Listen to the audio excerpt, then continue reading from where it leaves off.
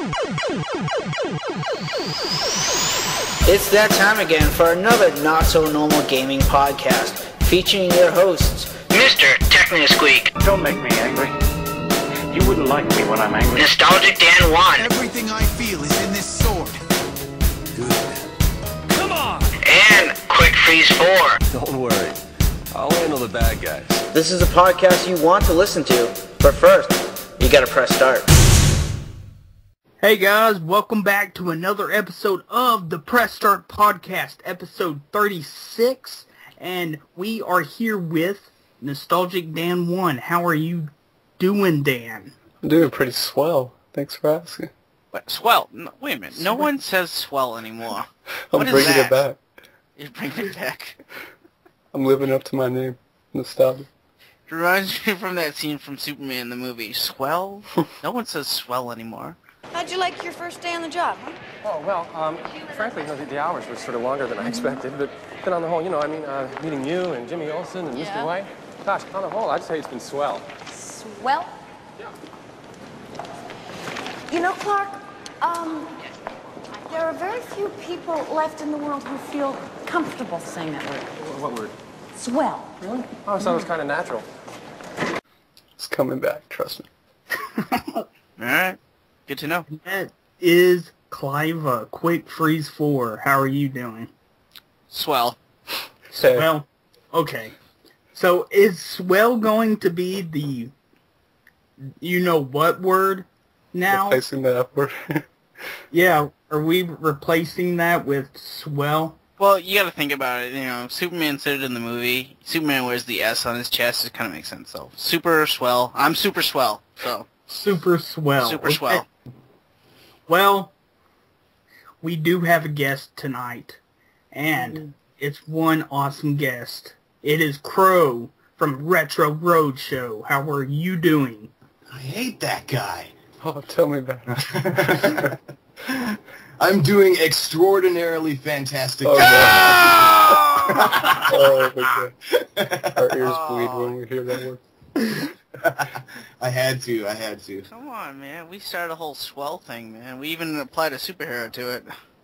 I suppose I could be swell, but... No, you already ruined it. You already joined the fantastic. The fantastic. I'm extraordinarily, so I'm above and beyond fantastic. Like... He's like the super Skrull of the fantastic. I'm like fantastinary. Oh my God. Or no. Whatever. She's like trying to think it out. Fantabulastic? What? Fantabulous. Oh man. I don't know. None of these words exist in the human language. No. So you guys want to get on with it? Yeah, why not? Well, Crow should talk about his show, the Retro Roadshow. That's what I was about to ask him. So, Crow, what do you do about your YouTube channel? All that jazz. What do I do about it? Lately it's been really slow. I had kind of a tragedy in the family, so, real life has had to take a front seat for a little bit here, and, yeah, that's just kind of how things go. In general, what I do is, basically what a lot of people do. I talk about games, old toys, comic books, movies, stuff like that. I've got a lot of plans for a lot of stuff. Unfortunately, just like life keeps kicking me in the face, so I kind of have to keep putting it on the back burner. But in essence, it's just a rad journey through, retro lore, nerd lore, whatever you want to call it.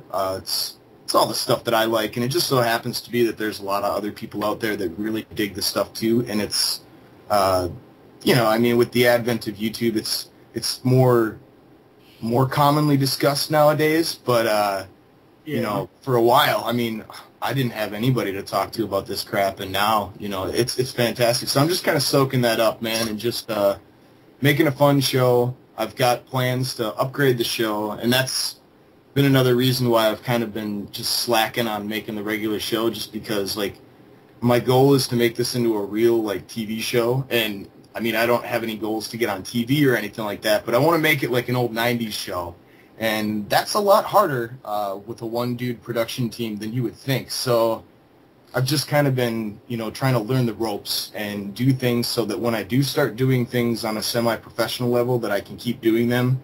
And, I don't have to stop with any of these weird hiatuses and be like, sorry, no episode this time. And, yeah. But, it's Retro Roadshow. It's like, I got the idea from Antique Roadshow. For some weird reason, I don't know if anybody out there is, like, mental like this like me, but I get a kick out of watching that show. Mainly because of, there's like some old cool music stuff on there, some cool toys and stuff. But I thought, man, it'd be cool if, people were showcasing more of this stuff from decades past and, giving it the appreciation that it deserves. So that's what I do. That's swell. I like the Antique Roadshow. I was watching that like a couple of weeks ago. I love to see Isn't that people. weird, man? Yeah, I love to see people's reactions. It's like, oh, I just thought this was junk. Hey, it's worth like 40 grand. It's like, oh, what? Yeah. Or especially like the people who come in and they're convinced that they've got something that's worth like $1 million, and the person tells them it's worth like $4. Reality check. It's better like than any prank show you could ever see. Like, when their face falls, it's like, oh, okay. Yeah, it's a weird show to be into, but it's fascinating. I'm fascinated with, history and lore and stuff like that, so I guess it's only natural that I would dig something like that. So, you mentioned comic books. Well, like, what comics are you into? Oh, man. I like some of the older stuff. Like, my favorite series is, like, the Infinity Gem series, like Warlock and the Infinity Watch and stuff like that. Favorite comic book character of all time is Thanos. And it's just because he's such a bastard. Really? And, I think I've told, I don't think I've ever said this publicly, but I've told my friends if they ever, like, came out with a Warlock and the Infinity Watch movie, live-action movie, I think I would actually cry. Like, for real. That's the comic that I grew up with. And then I got into, like, the Infinity Wars, which, it's been a while since I've read those. I'm trying to remember if they tie into the Warlock series. And it's I more or less dig the saga of Thanos himself as opposed to a particular series that he's locked into because he first arises in Silver Surfer, so... Yeah. And I mean, how badass do you have to be married to frickin' death, man? Like, that's just untouchable. Like, not only is he God over the entire universe pretty much, but he's getting it on with death. Did you see the Avengers movie? Not yet. I plan to. Okay. I'm not going to say anything about it then. Yeah, don't spoil it. I tend to steer real clear of comic book movies, just because of, I guess, disappointment in the past. I'll watch them, but usually, like, when they come to DVD or something like that. But this one, at first I was kind of poo-pooing it, because I actually, like, I dig the original Avengers, and this is, I believe, the generation after that. I don't really follow anything past the original Avengers, but, yeah, everybody's saying that it's just kick-ass, so I guess I gotta go see it. Yeah, it totally is, but, I'm not gonna spoil anything for you if you haven't seen it, but definitely go see it. Is it at least, like, is it pretty true to the series as far as things go? Like, or is the reason people like it just because it's, like, explosions every 5 seconds? I think people like it. I think people like it more because it's, like, it's action-packed, it keeps... You're never bored watching it, but, Okay. like, what I find most about the movie that I like is just how they brought the different Hulk, Iron Man, Thor, Captain America, 5 different movie franchises, and how they meshed them all into one so perfectly. Yeah, they did. That's what I liked about it. Yeah, and to keep the cast, like, I believe they kept all the cast members. I've never watched the Incredible Hulk movies, so I don't know anything about that, but... The only one they kind of changed was Bruce Banner. It's a new Bruce Banner. Okay. But I'll tell you, I think they made the change for the better. Right on. So, but yeah, I'm sorry. I don't want to say any more because I know you don't. I don't want to spoil it for you, but yeah, definitely. Did any of you guys ever watch the original, like, Incredible Hulk series back in the day? You mean with Bill Bixby? Yeah. Dude, I have the complete series on DVD. Like, this huge box set has, like, over 40 DVDs. Hell yeah, dude. I got the whole thing, man. It's a fantastic series. I love that series. I remember I'm trying to think. It wasn't Lou Ferrigno. Was Bixby? He's the one who died? Bixby's the one who Yeah. died. Lou Ferrigno's still alive.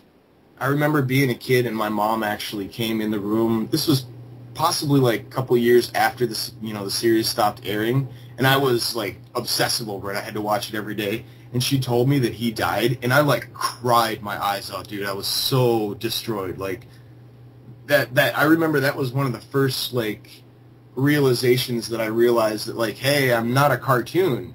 Like I'm human and I can die, and it freaked the shit out of me, man. That was Right. huge. Yeah, he was he was a great actor too. Like, if you watched the old Incredible Hulk shows, like, he was actually a really good actor.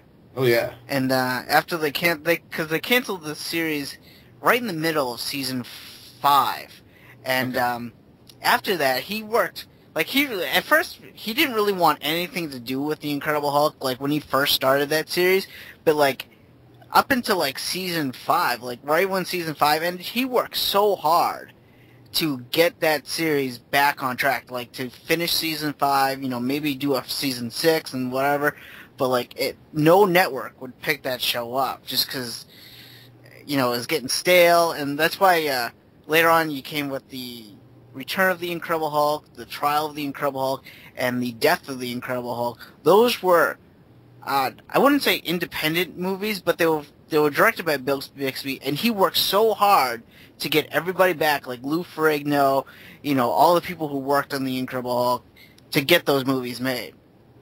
And those were filmed like maybe like 7 years after the series ended.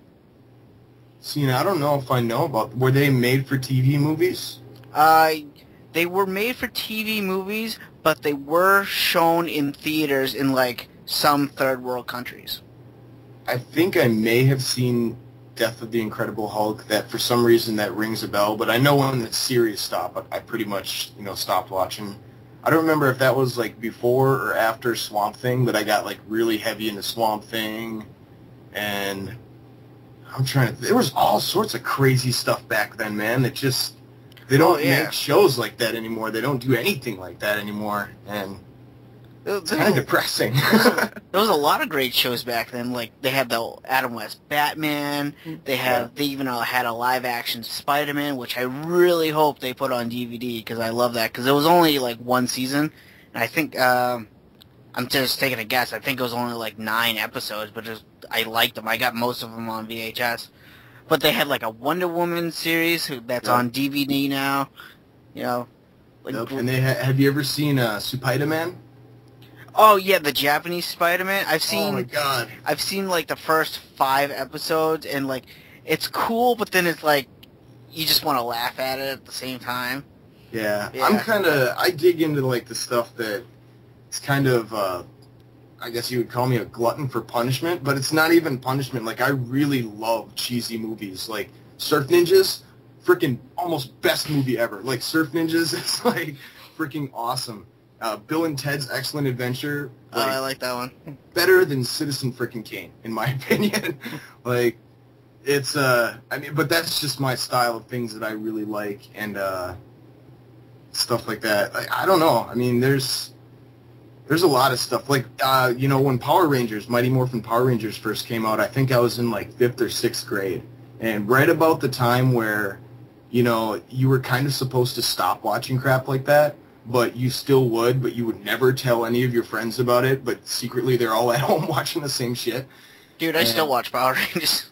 Yeah, totally. Likewise. Like, they're laughable now. They're like, it's Power Rangers Samurai right now, and, like, I don't know. It's like, it makes sense, but then it's like, I can't believe I still watch this stuff. Yeah. I stick to basically the first 3 seasons. The Mighty Morphin, yeah. Yeah, I like the Mighty Morphin era the best, but I still like, I almost get more into like actual Japanese Sentai than I do anything past the Mighty Morphin era. Just, I don't know what it is. I like the Mighty Morphin Alien Rangers too. That was a cool little mini series, but Yeah, I guess it's probably nostalgia for me that keeps pulling me back to that season. Like, I'll watch, basically I've watched up through Zeo. No, I watched, yes. I'm trying to think of how far I've watched. Now I'm getting the order all screwed up. I've seen Lost Galaxy or whatever. It goes Mighty Morphin, Zeo. Okay. I think then the Alien Rangers, and then it goes to Alien Rangers were Alien Rangers were first. Okay, yeah. So Mighty Morphin, Alien, Zeo, Turbo, then In Space, Lost Galaxy, Lightspeed Rescue. Yeah, they lost me at Lightspeed Rescue. That's when I kind of, I don't know, Lost Galaxy. Like once, or wait. Then what? Time Force, I think. Yeah, Time Force, Wild Force. Which was Lost Galaxy was after Zordon died, wasn't it? Zordon died in Space. Okay, yeah, and that's where because he died, and like his good energy basically turned every villain in the galaxy good. Yeah, and that's where like I watched Lost Galaxy, and I was like, man, this isn't the same. I can't hang with it anymore. So up until that, I mean, Zordon, you have to, if you're gonna have a Power Rangers like series, there needs to be a giant floating head. That's like, at least in my opinion, that's all there is to it. Like no giant floating head, no Power Ranger series. Yeah, I don't know. I dig into a lot of that stuff, and I liked Power Rangers because I loved Godzilla when I was a kid, and to find out that there was a TV show that was on, I believe it was on like every day of the week, I think. Yeah, it was on weekdays, yeah. Yeah, weekdays. Every day I could come home from school, and first thing I could do was watch a giant, like, two idiots in costumes battling as giant monsters, but Yes. Still, that was my shit, man. Like, I loved it, and yeah, it just sucked me into the whole thing. There's like the French Power Rangers. I watched that a little bit too. It's a little hard to get through, but and I've watched a few like fan-made Sentais and stuff like that. It's just cool. It's fun stuff. No. Well, you say you're like a fan of like cheesy B stuff. Have you ever played the Xbox 360 game Earth Defense Force 2017? No, I have not. Oh, you should definitely check that out. It's like the cheesiest, horribly good game like ever. Like, it's a third-person shooter where the whole premise is these alien bugs invade from space, and you just go around blowing like the shit out of aliens and leveling the cities. It's really over the top. You should definitely check it out. And it's so, what's it called again? Earth Defense Force 2017. Okay. Yeah. Oh my god, it's so like bad. Like the voice acting is horrible. It's like so tacky. You can tell they have like a low budget to make the game, but it's so much fun. It's like one of those like bad movies that's so bad that's good. It's amazing. Yeah, I think stuff like that, like you really, even if it's bad, you can really sense the heart that was put into it. Yeah, definitely. Like I guess as far as bad movies go, well, and I don't even consider it a bad movie, but like movies like They Live or Big Trouble in Little China and stuff like that, they're so quotable, man. Like, and it's almost like you're speaking another language. Like that's what I love so much about being a nerd. Sometimes is you can, it's like that feeling that foreigners must get. Like when you go into, at least in the cities here, there's different areas of the cities where you'll find like a heavier Mexican population or a heavier Asian population and stuff. And you'll find yourself in situations, sometimes where people are talking a different language around you. And I don't know if it's me. I always feel like they're talking shit about me. It's cool to have this other language, like Nerdinese or whatever, that you can speak with people. And everybody around you is like, what in the hell are they even talking about? I'm afraid you're going to burst into Klingon. Botosh beer, Jabluti, Red, Did that guy just say revenge is a dish best served cold in Klingon? Yeah, no. I don't speak Klingon. That would be interesting. I don't have the self-discipline, I guess, to learn Klingon. And I don't really see a purpose to it either. Some of those guys are like crazy. Like they'll just I can't believe that. Wasn't there like didn't they they had a wedding, like, didn't saying it wrong. Didn't they translate like a wedding? I don't know. Yeah, it was like a Klingon wedding where he did it like all Klingon or something. It was something crazy like that. Didn't they translate like Romeo and Juliet into Klingon or something like that? Really? I think. I'm not sure. You know, like I know a lot of Star Trek conventions and people go crazy over that stuff, but like I don't have a Klingon dictionary, but I get like an English to Elvish dictionary. Nice. From like based off Lord of the Rings. Oh yeah, dude. It's so funny, dude.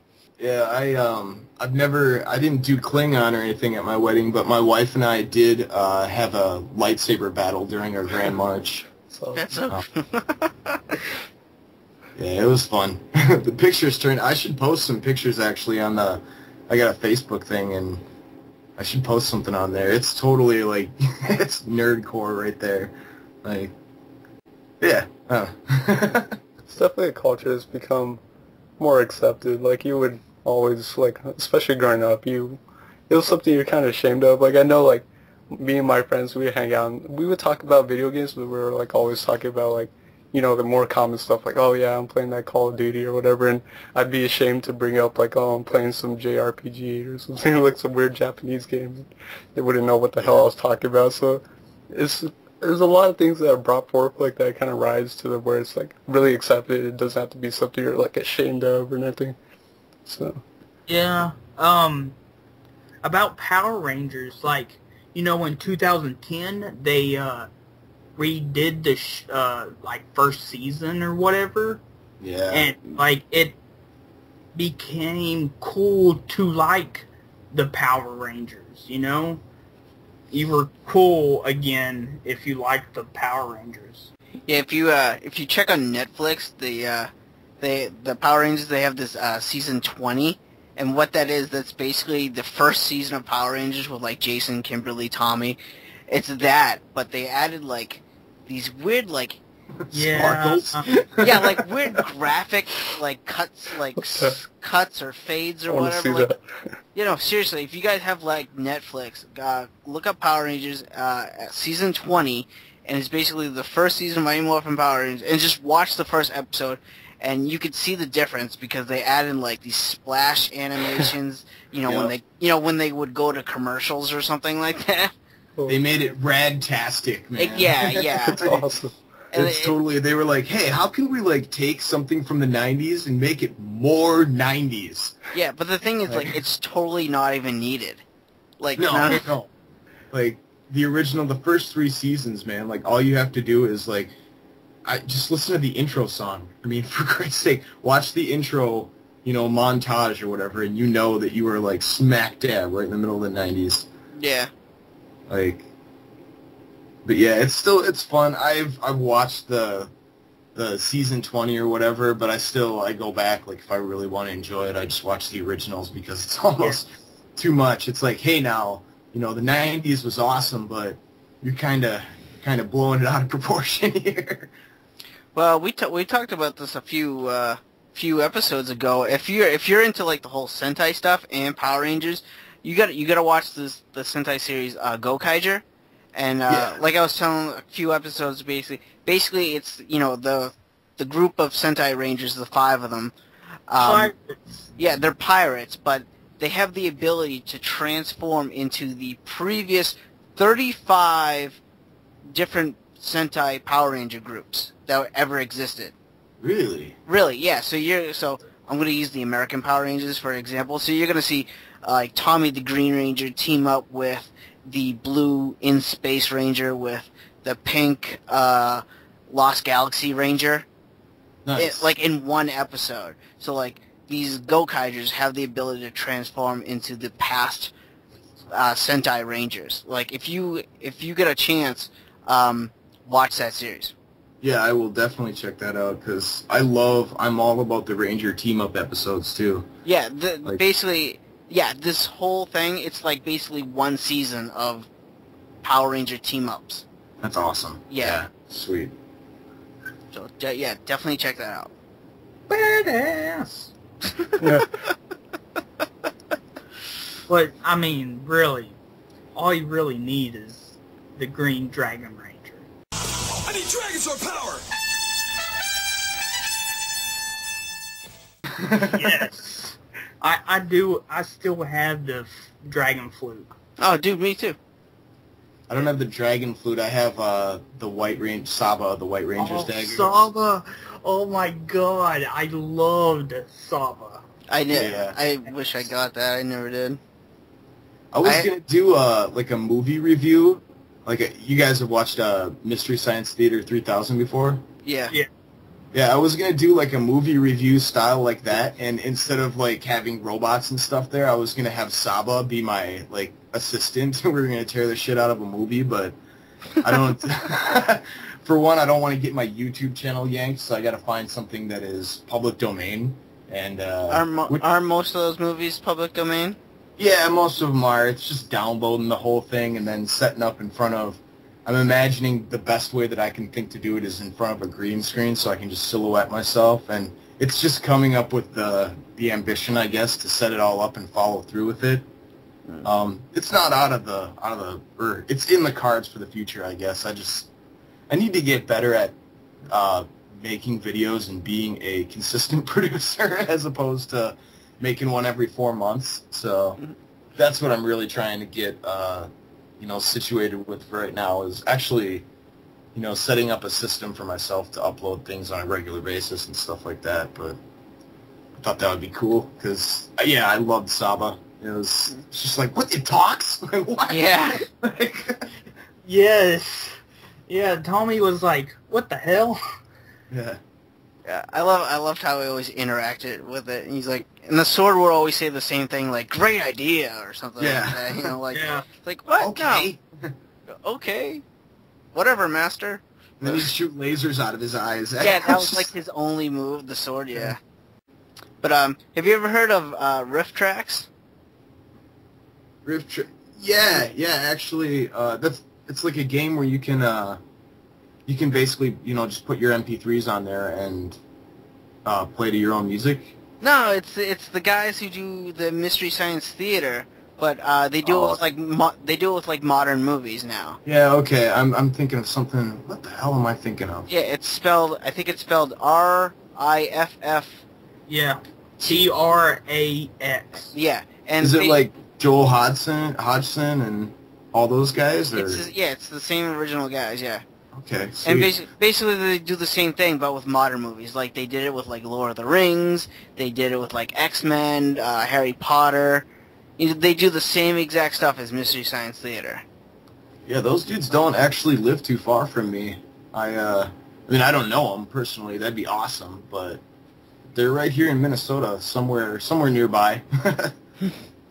It's encouraging, though. It's one of my favorite shows of all time. It's MST3K, and yeah, I used to watch that all the time. That's where I found out about most of the monster movies that I, grew to love, like Gamera and stuff like that. Was MST3K. I prefer the Joel Hodgson years, though.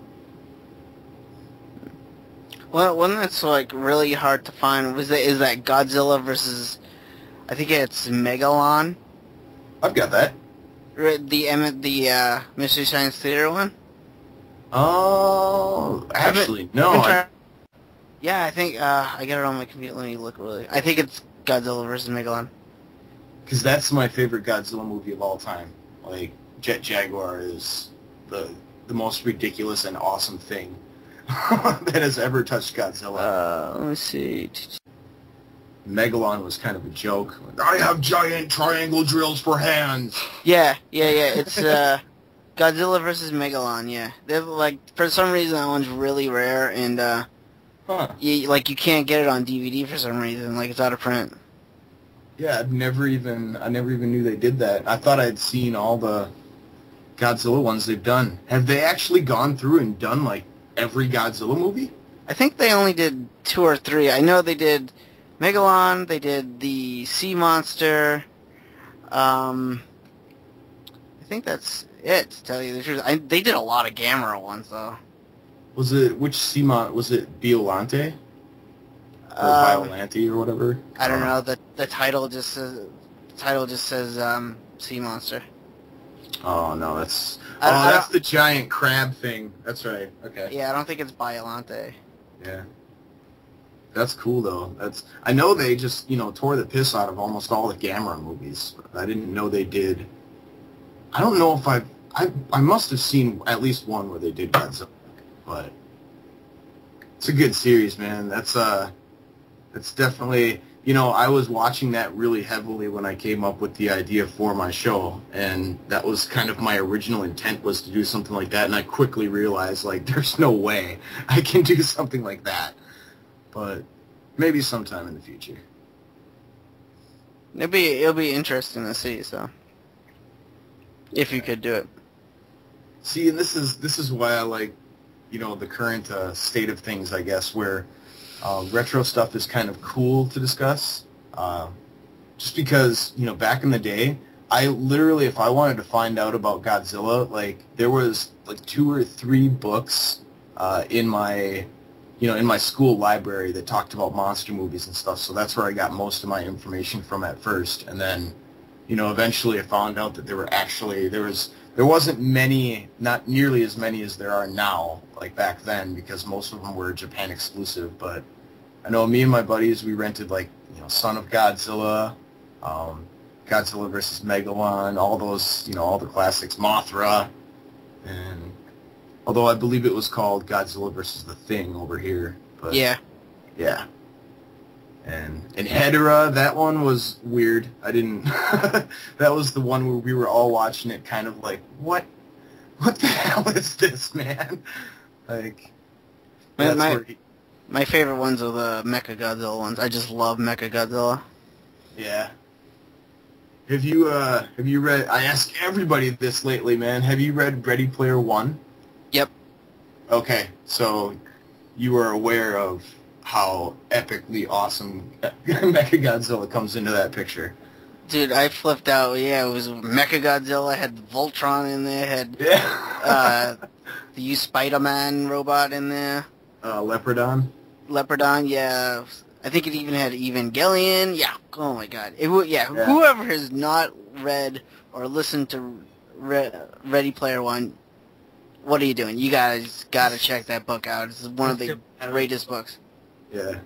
Your geek badge is falling off of your arm if you haven't read that yet. It's time to sew it back on and display it proudly. Have you guys read it or listened to the audiobook?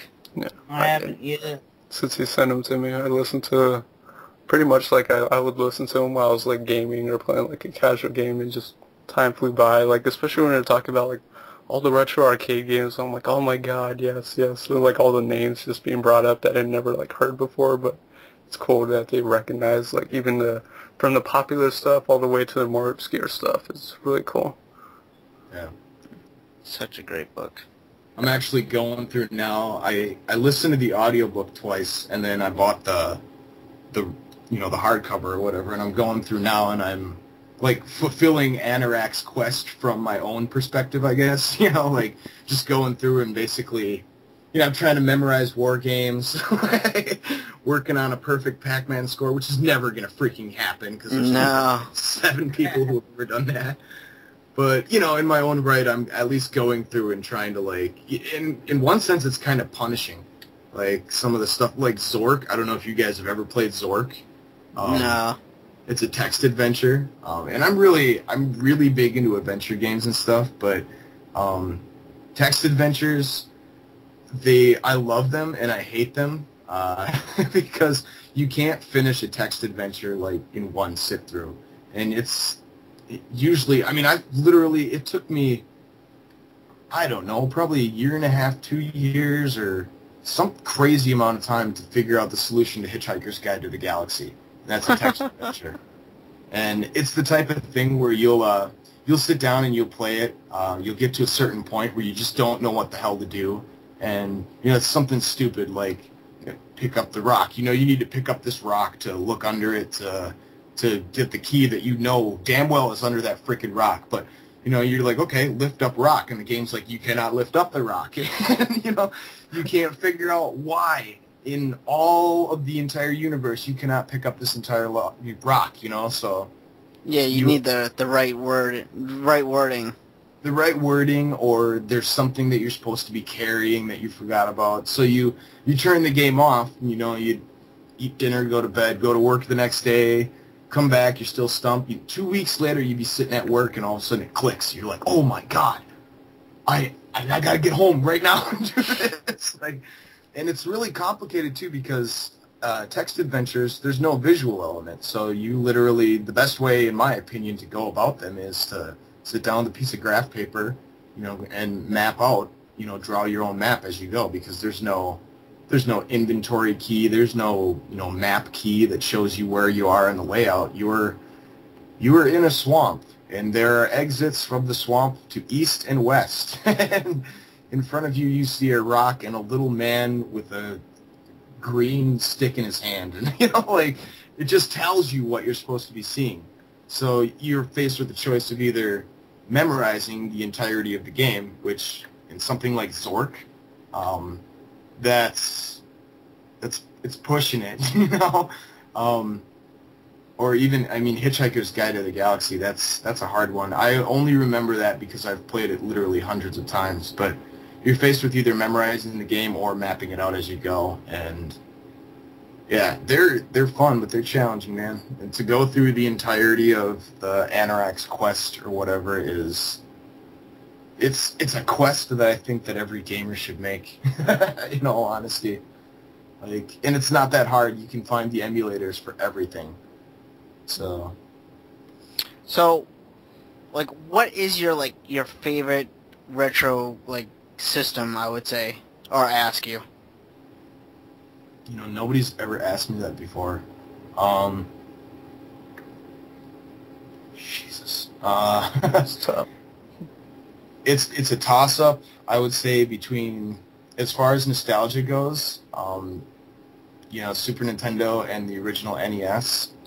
I really have a hard time picking. I was more excited about the Super Nintendo because the NES was something that my parents just bought one Christmas. I was too young to even understand what the hell video games were or anything like that. And it came out in '87 or something like that in the States, and we got it 88. So I was in preschool then, and it was fun, but it wasn't something that I had asked for. I think it was one of those things, they got one because the neighbors got one, and in 1980s suburbia, if the neighbor's lawn looked good, you had to make your lawn look good, and if the neighbor got a new car, you got a new car, and I think it was one of those deals. But it was cool because, the neighbors had one, and they had a whole lot more games than I did, so I was always, borrowing games and trading games with them and stuff. But the Super Nintendo was what I begged for and just pleaded with my parents for and didn't think I was going to get. I got it the year after it came out because it was just too expensive at the time. I got the cliche phrase from my mom, you already have a Nintendo, So it's no, but this is a Super Nintendo, Mom, you don't understand. It's 16-bit. Yeah. And she the next year I still begged for one, and they were like, no, we're not, you have a Nintendo, we can't afford it. It was $200 at the time, which early 90s, $200 is, you compare that to, it's probably about $350 or something like that nowadays. So it's a good chunk of money to be dropping on a system. And they totally faked me out, man. I got, I went down Christmas morning around the tree, all these presents and stuff, and I'm looking for the Super Nintendo shaped box. No Super Nintendo shaped box, and I'm getting kind of pissed, ordered it again, damn you, Santa. And one of the presents I opened up was Mario Paint for the Super Nintendo. And I was like, Mom, what is this? And she's like, well, I know you wanted a Super Nintendo, and I know we couldn't afford one, so I figured I'd just get you, you could play the game at least, because you have a Nintendo. And I'm just like, no! Mom! Shit! What the hell? And so I'm sitting there, crying in the living room, because I just got, the biggest fake out of all time. I thought that I was getting a Super Nintendo, and she's like, well, here, let me take that then, you don't need it. And I was just hyperventilating almost, I want the Super Nintendo. And she comes out of the bedroom with this giant box, and that's when I knew. I was like, duh, And I would have to say, I guess it's a long-winded answer, Super Nintendo, just for the sheer memory and excitement and yeah, just the whole thrill that came with the whole thing, because it was a magical time. You know, out of all the times that I think of in my life, getting a video game system, that was definitely the most like mystical experience. Like plugging that in, figuring out, because it was a little bit different than the Nintendo, because I always used the RF connector, and yeah, figuring out the AV cables and stuff like that, and plugging it in, popping in Super Mario World for the first time, and hearing that little, you know, it was pretty epic. I would have to say Super Nintendo. Nice.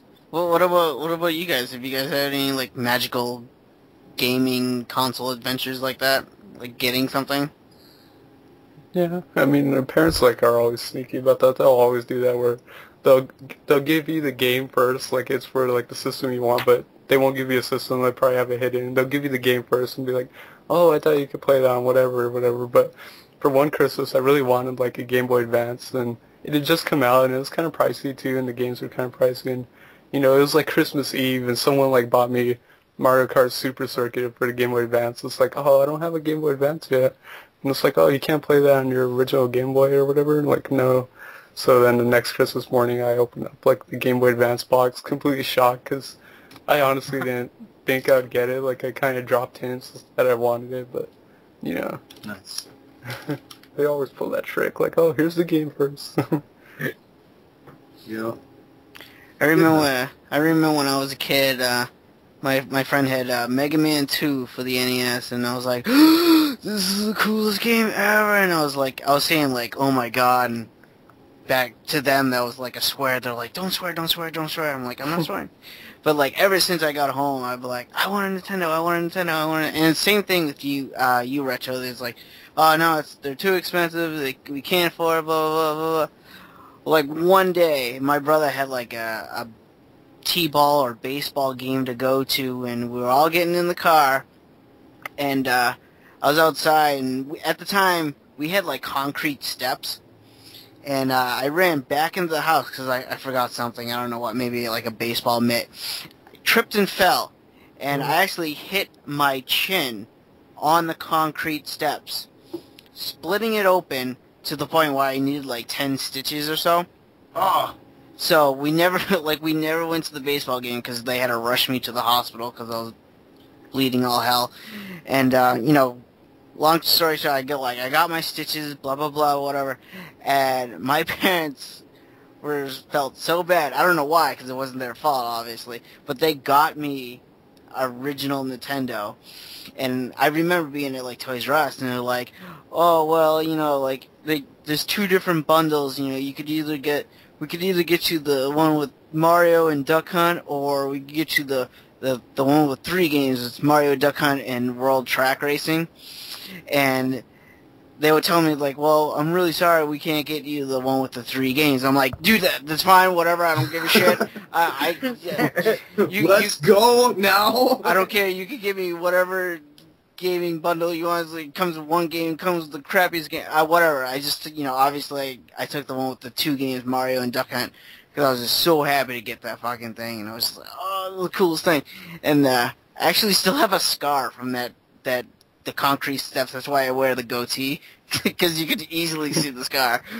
Dude, that's why I have a goatee, because I have a big ass scar on my chin. I fell off of a slide, and like literally just my chin hit this jagged rock and just split it wide open.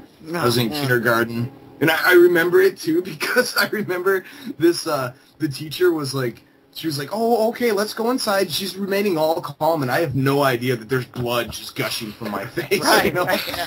And we get inside, and this other teacher just goes, "Oh my God, he's gonna die! Oh my!" I'm like 5.5 years old here. You don't say that shit in front of a kid. Like, You're right, yeah.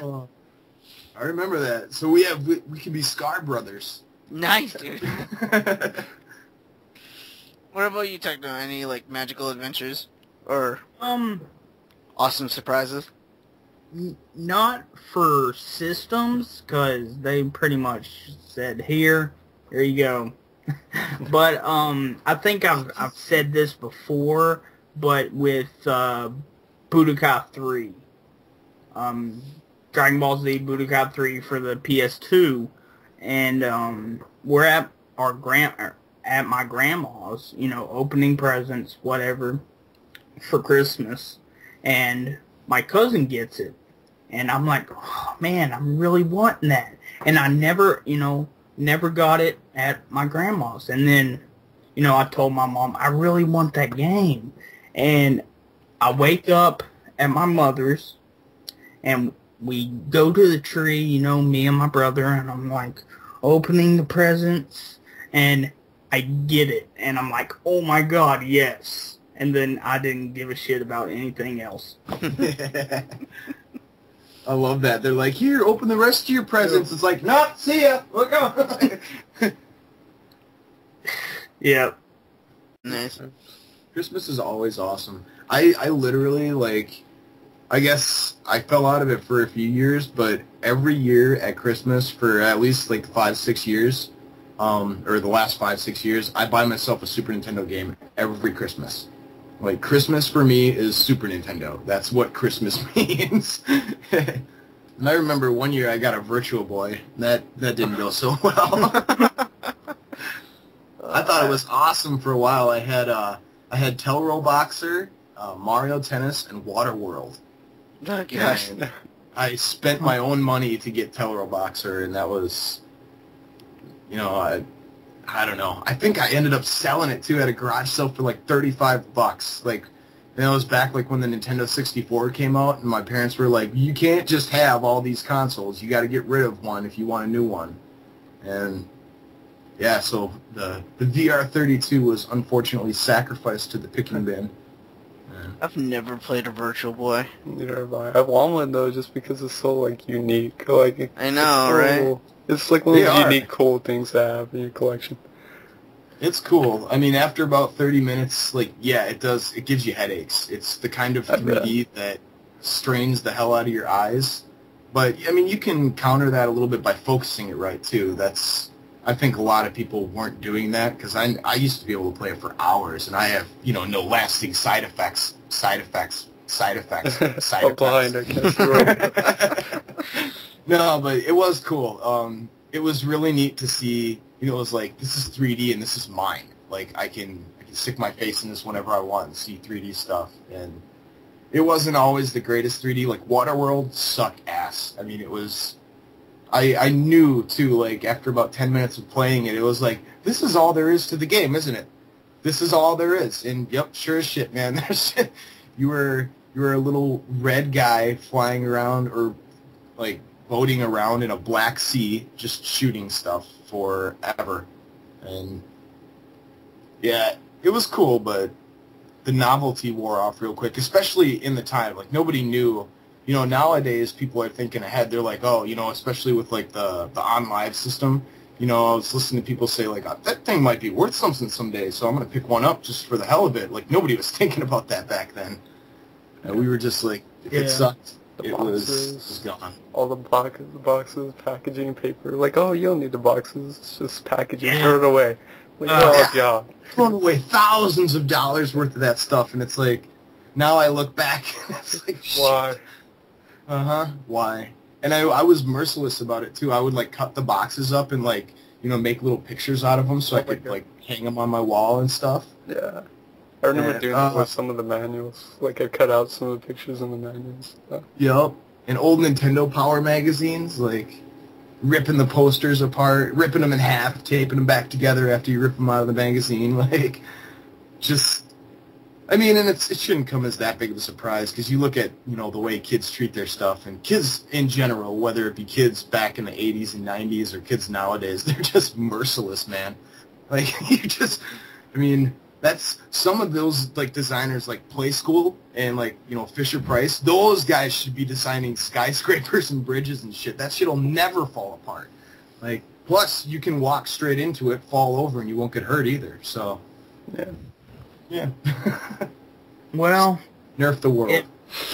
If whenever I have kids and they tear up some gaming related stuff, I'm gonna smack them. I knew you were gonna say that. What are you doing, Jimmy? No. What the hell? What did I tell you? I'm sorry, Daddy. Please don't hit me. I wanted the Sonic picture. Just right in the mouth. Right in the mouth. Oh my Jesus, dude. What the hell? What's about it to this? I just grabbed him by the back of the head, smash his head into the counter a few times. I'm so sorry for your future Smack. Poor kids. Oh my god, man. Should I just call, like, the state right now and just, like, have them wait at the hospital Be to warned. take your kids away? What the hell? It's like he's born like, sir, we've been, here for the state to take the kid. What? He was just born. Give us the kid, please. We had future knowledge of your endangerment. The fuck? Smack the kids in the mouth. I kind of like your idea, though. Smacking them in the head a bit too hard and No. then... These are bad ideas. Yeah. This is a bad route to go down, bro. What? You shouldn't like anything about that. What the fuck? Wow. Oh I mean, I was about to say if I ever noticed my kids tearing up boxes that I would have a stern conversation with them, but... Techno, that's a different question. Techno, your kids are gonna write a book. Yeah. Oh, God. Keep the packaging. I'm sorry, Daddy. No, stop hitting Mommy.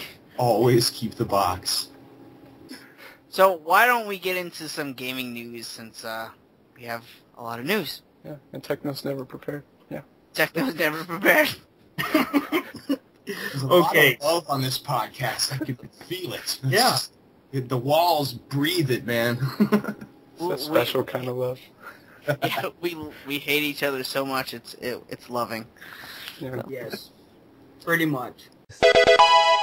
The first one is Wonder Boy in Monsterland and Monster World 4 is on the Wii Virtual Console right now. Go download it, dust off your Wii, and find that Wii remote that you lost. Probably your dog ate it, but, you know, it should work. Yeah. Yeah. So download that shit or Techno will smack your kids around. Yeah, pretty much. Dude, I love Wonder Boy in Monsterland. Oh, I thought you were going to say I love smacking kids. Me too, I thought you were going to say I love Waiting smacking kids. I love smacking kids.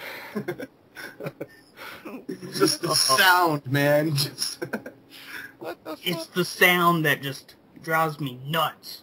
the sound and the way they look at you all hurt afterwards. Like, why? Why? All right. What's your second news story? What the Well,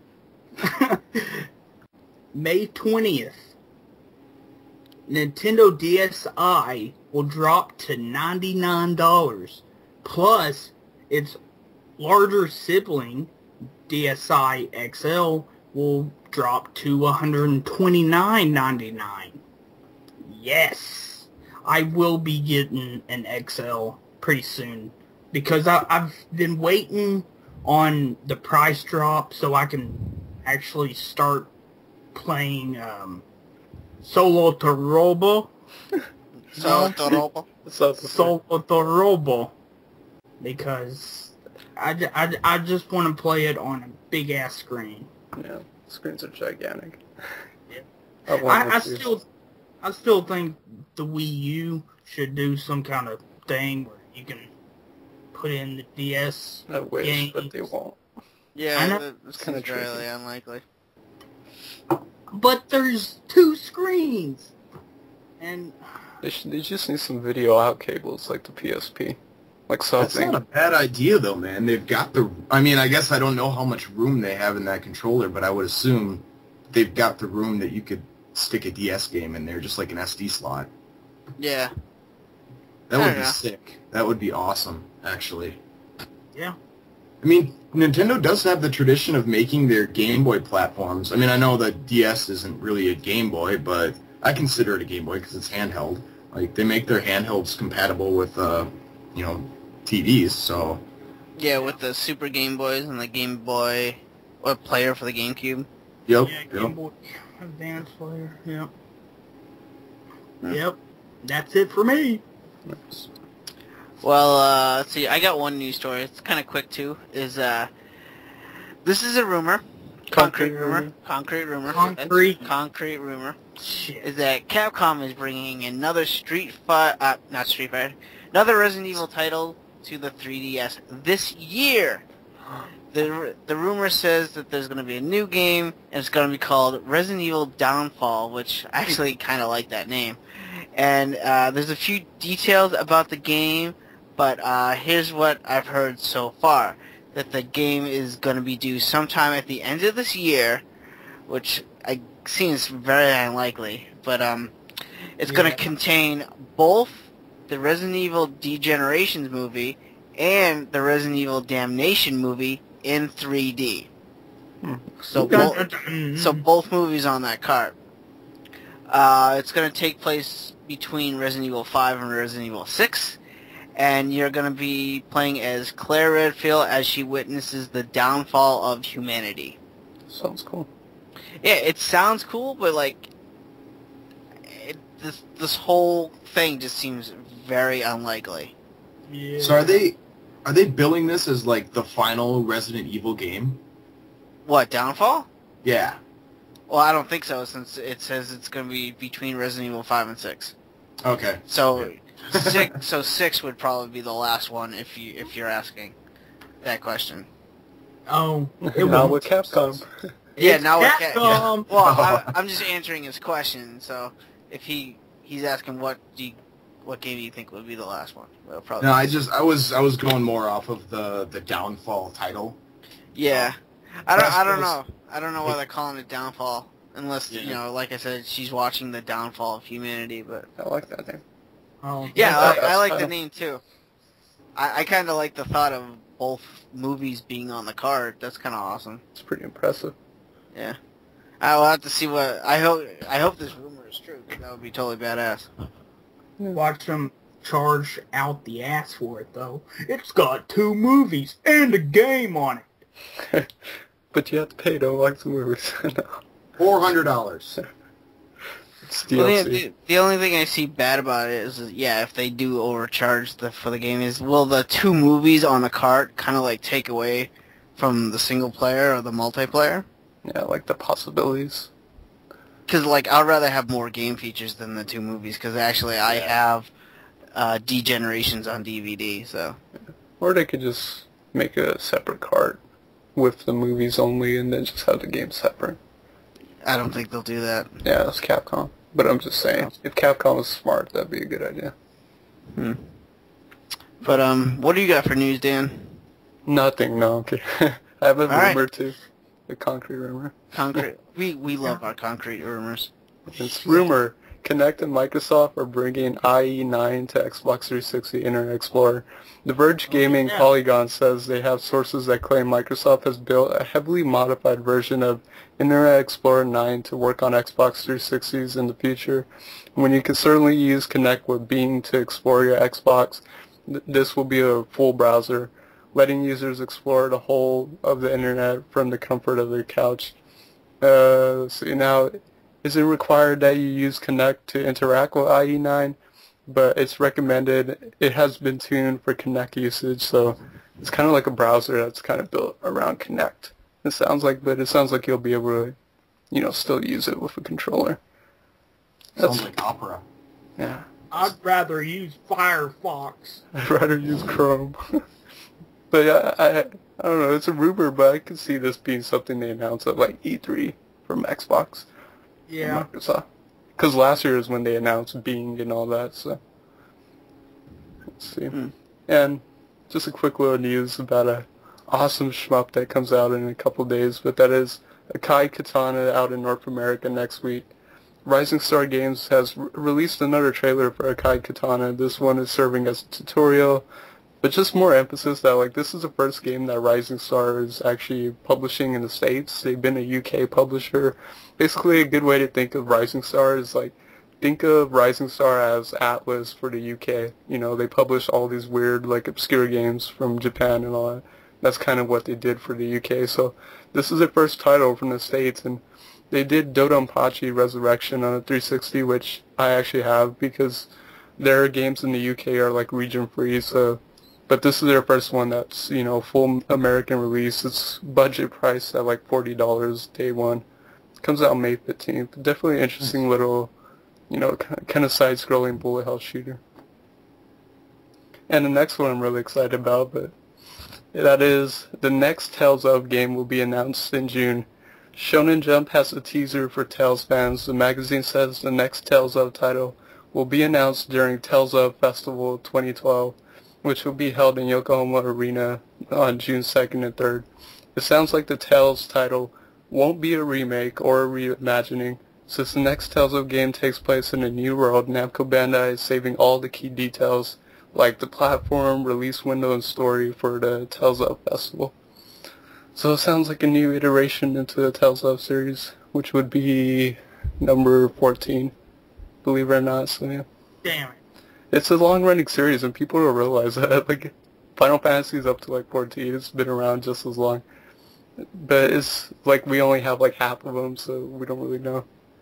But I'm thinking because of this, like, I don't know, I don't think we'll ever see a release of that Tales of Ilia for PS3. And that's actually it, but I'm excited.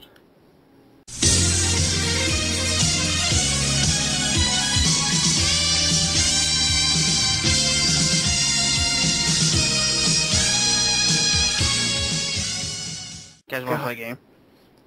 No, I hate video games and games of all kind. Screw you guys didn't play.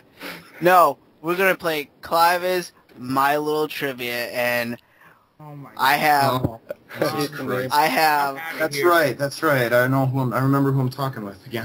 I have 10 questions here for you guys, and we're going to play a little game. I'm going to ask you guys each one question worth 1 point each, and whoever wins at the end of this gets a prize. No clippity cloppity. No clippity cloppity. What's the prize? It's a surprise. You gotta wait till the very end. You're gonna love it, Techno. Don't worry. Applejack toy. Okay, but like I said, I got 10 questions for you guys. Each one is worth 1 point, and the way this is gonna work is if you guys have an answer for this question, you are gonna say Applejack, and I'll call on you.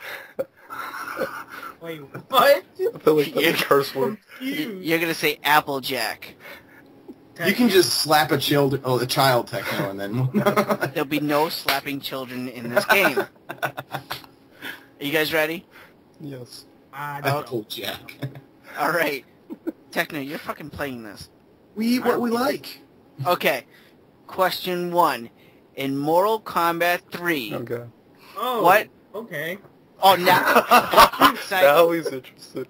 Now he's excited. Okay. I thought it was gonna be Pony. No, these are video games. I wouldn't. All right. In Mortal Kombat 3, what is Sub-Zero's animality? Oh my God, I have no idea. Oh fuck. Oh, Applejack. Cliva just wants us to say Techno. It's a fucking polar bear. All right, you win. Well, Ding ding ding ding that's ding. right. All right, congratulations. Good, sir. All right. Fuck yeah. Techno is the first one on the board. Okay, next question. In what Mega Man game does the Blizzard attack come from? The Blizzard? Blizzard attack weapon. Applejack. What is it? Mega Man X. Wrong. No, oh my, Applejack. Guess. No, you already said it. Oh, come on. Applejack. Yes. I'm gonna throw out Alright, the what guess. is it, Dan? Mega Man 3. Nope. No, it's just guessing. Might as well. Sweet, I was gonna guess that one. So, Applejack. Go for it. Okay, Blizzard weapon. Oh, Don't look. no Googling. typing. No Googling. Oh no, I was clicking. I can't Google, man. If I Google, it'll drop the whole Skype call. I'm gonna guess Mega Man 4. Wrong. Nope. What is it? The answer is Mega Man 6. Blizzard. The one that sucked. Right. Mega Man 6. 6 wasn't as bad as 7, but... You get it from Blizzard, man. Suck dick. Okay. Question 3. In what What item does Link need to get from the ice cavern? Oh my god. The ice wand? In Ocarina of Time. Oh, shit. I've never played Ocarina No, of I Time. haven't played it all the way through. What is it, Techno?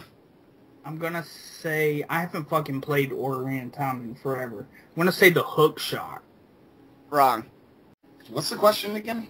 What item does Link need to get from the ice cavern in the Ocarina of Time? Lamp? Wrong. Okay, I don't know, man. I don't know. I never played Ocarina of Time all the way through. I'm gonna say a jacket or like a coat or something. Shit. Wrong. Come on. It's I'm the thinking like Twilight Princess. Eye of Truth. the iron boots. Oh, see, I was close. I was thinking like clothing. Right. I was in the ballpark. Okay. Next question. What is the move Shiva does in most of the Final Fantasy games called? Can't it be like, what's Mario's brother's name or something? I wouldn't know that. Dude, these are easy and they get harder. Okay. Oh I god. have no idea. Someone say Applejack. Dan, why the fuck don't you know this? I don't know.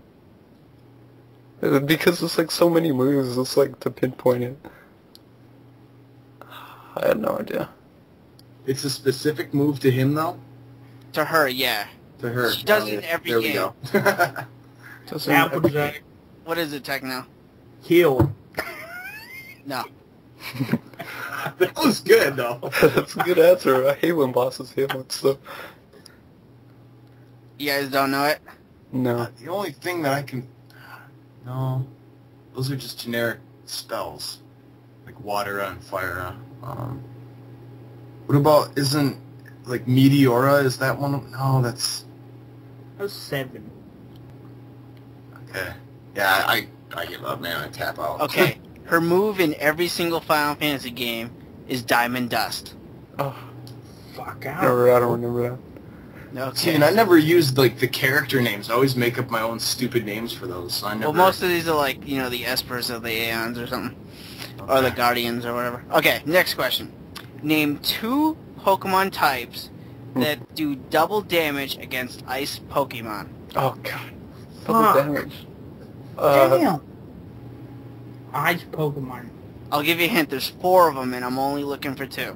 Applejack, I'm just getting this. Alright, what is it? First one, I'm gonna say fire. Yep. Okay, what's Okay. the next one? Then I want to say, what is it, like ground or earth? Or Whatever that is for that Pokemon okay, type. there is no ground type. Damn. So we know fire. Applejack. What is it? Fire and Psychic. No. Damn it. Applejack. Psychic always kicks my ass. What is it? Fire. Okay. And We know that. metal. You'd be Pacific with metal. Steel. There you go. Fire and steel. That sounds All right. badass. I got help from... Alright, I'll give you each a point for that one, because you all said fire, at least. Yeah, okay. All right. At a point. So Dan has 1, Retro has 1, and Techno has 2. Okay. Next question. What is the name of the penguin enemy found in the ice cap zone in Sonic games? Oh, damn it. Applejack. What is it? Penguinator. Penguinator, got it. It's Mario. No, it's not Mario. Okay. No, it's his brother, Luigi. Okay. Next one. What are the names of both ice climbers? Oh my god. fuck. Damn. Applejack. One's Nana, I think. I forget the other one. I have no idea. How about you, Dan? Retro? No. I have no idea. No clue. Alright, Techno, I'm giving you half a point because you got Nana. It was Nana and Popo. Popo. Okay. It's the Popo. Okay. Next question. In Tales of Vesponia, who Wait, is what? Which one? What? Symphonia? Symphonia. In Oh. Tales of Symphonia. The one I haven't Okay. played. See, I'm trying to make this fair with Tales of and Sonic. Alright, in Tales of Symphonia, whatever, who is the boss of the Ice Temple? Oh my god, this is the one Telltale game I still need to play. Yep. Me too. Let me throw out an answer, because I only know one boss from Symphonia, but it's not going to be him, but I'm going to say Kratos. No. No. That's later in the game. No idea. Retro? Applejack. What is it? God. No. I haven't played Celsius. Oh, that's a clever name. Next question. Name one of the 2 snow levels in Super Mario 64. Oh my god. No, I don't really like Mario 64. Shit. I thought these were, like, easy. This like one all should kids, be yeah, easy. This one should be easy. Oh, Applejack. Okay. No Frosty Peaks. Damn it. God, that should be simple. I don't know. I never owned Mario 64. I haven't played it forever. So you guys give up? Yep. Okay, the 2 snow levels were Snowman Land and Cool Cool Mountain. Cool Mountain. I would have gone. Okay. Next question. What is the name of the ice planet in Star Fox 64? Oh my god! I haven't played that in a while. I've played it, but man. Dude, I'm getting pwned on my nerd knowledge here. I know. You don't really remember names, so this is challenging. Apparently this was a very bad idea. These are challenging questions. You have like a hint? Or like... Okay. Yeah, drop a hint, like subtle. The hint is part of the name has the name of a fish. How do you spell it? How do I spell what? Fish. Fish? No, the name of the planet. How do you spell that? I can't tell you that. Part of it is a name of a fish, though. Like a type of fish. Type of fish. Guys give up? Yeah. Ice trout. No. Fortuna. Oh, that sounds Tuna. Tuna. Okay, and the last question, and this was going to be a bonus question worth 3 points. So if Dan or Retro get this one right, they win. This one's worth 3 points. What in Ocarina of Time? Yeah, but what caused the Zora domain to be frozen? Oh, Applejack. What is it? Ice. Yeah, but why was it frozen? I don't know, man. Evil froze it. Magic. The evil magic came and made ice. No. What caused it to be frozen? Yeah, what caused the domain to be frozen? Ganondorf. Yeah, I was thinking. Is that your final answer? Yeah. You gotta say Applejack. Applejack. No, Ganondorf. you're wrong. You're wrong. Dan, it's up to you. If you get this right, you win the game. Okay, I'm gonna go with the ice orb. I don't know. No. Is that it? You give up? No, I do. Alright, the cause of the Zora domain for being frozen was a curse by Morphia. No, I don't even know who the hell Morpheus is. What? Who the hell? See? Evil ice. That's what I said. Evil ice. That's the boss of the water temple. Evil cursed ice. Clearly, I need to go back and play this game. Okay. I hope you guys recognize the theme. All those questions had to do something with ice. Yeah, I figured that out after a while. I'm like, what's up with all this ice talk? So, alright. Okay, Dan, 1 point. Retro, 1 point. And Techno, you got 3.5. Go! So, Suck it. Hell did I lose to Techno?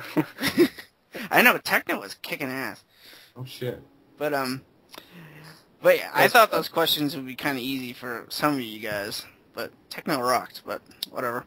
And your prize, Techno, is the game I promised to mail you. So. And now it's actually going to be mailed. Yeah, now I'm actually going to mail it to you.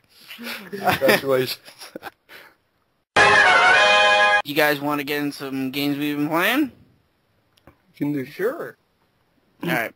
Let's see. I'm going to go first, I guess. And I've been playing Pac-Man. No. A lot of Pac-Man. Nice. Doing just been playing at work. I started a whole new job, so I've basically been sitting at my desk, kind of just getting ready, because, What are you rocking it out on? Are you doing it on MAME or? Doing it on a 3DS mostly. Oh, okay. Right on. But, we've been doing the weekly challenges, and I actually switched to the PlayStation 1, the Namco Museum Collection. Okay. And, I did beat my high score in that, if you guys saw. Yeah. My new high score is like 24,000 now. But yeah, I've been playing a lot of Pac-Man. Love it.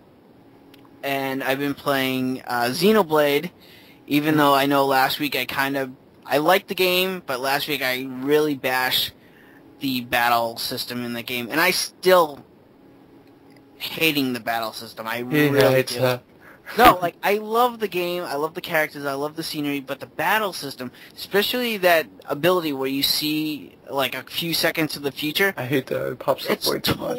It's totally not even needed, and, like, I spent, like, 3 hours battling a boss, basically just because the way you have to beat this boss is you have to fill up a gauge so you can, like, break him and then topple him, then do enough damage to him.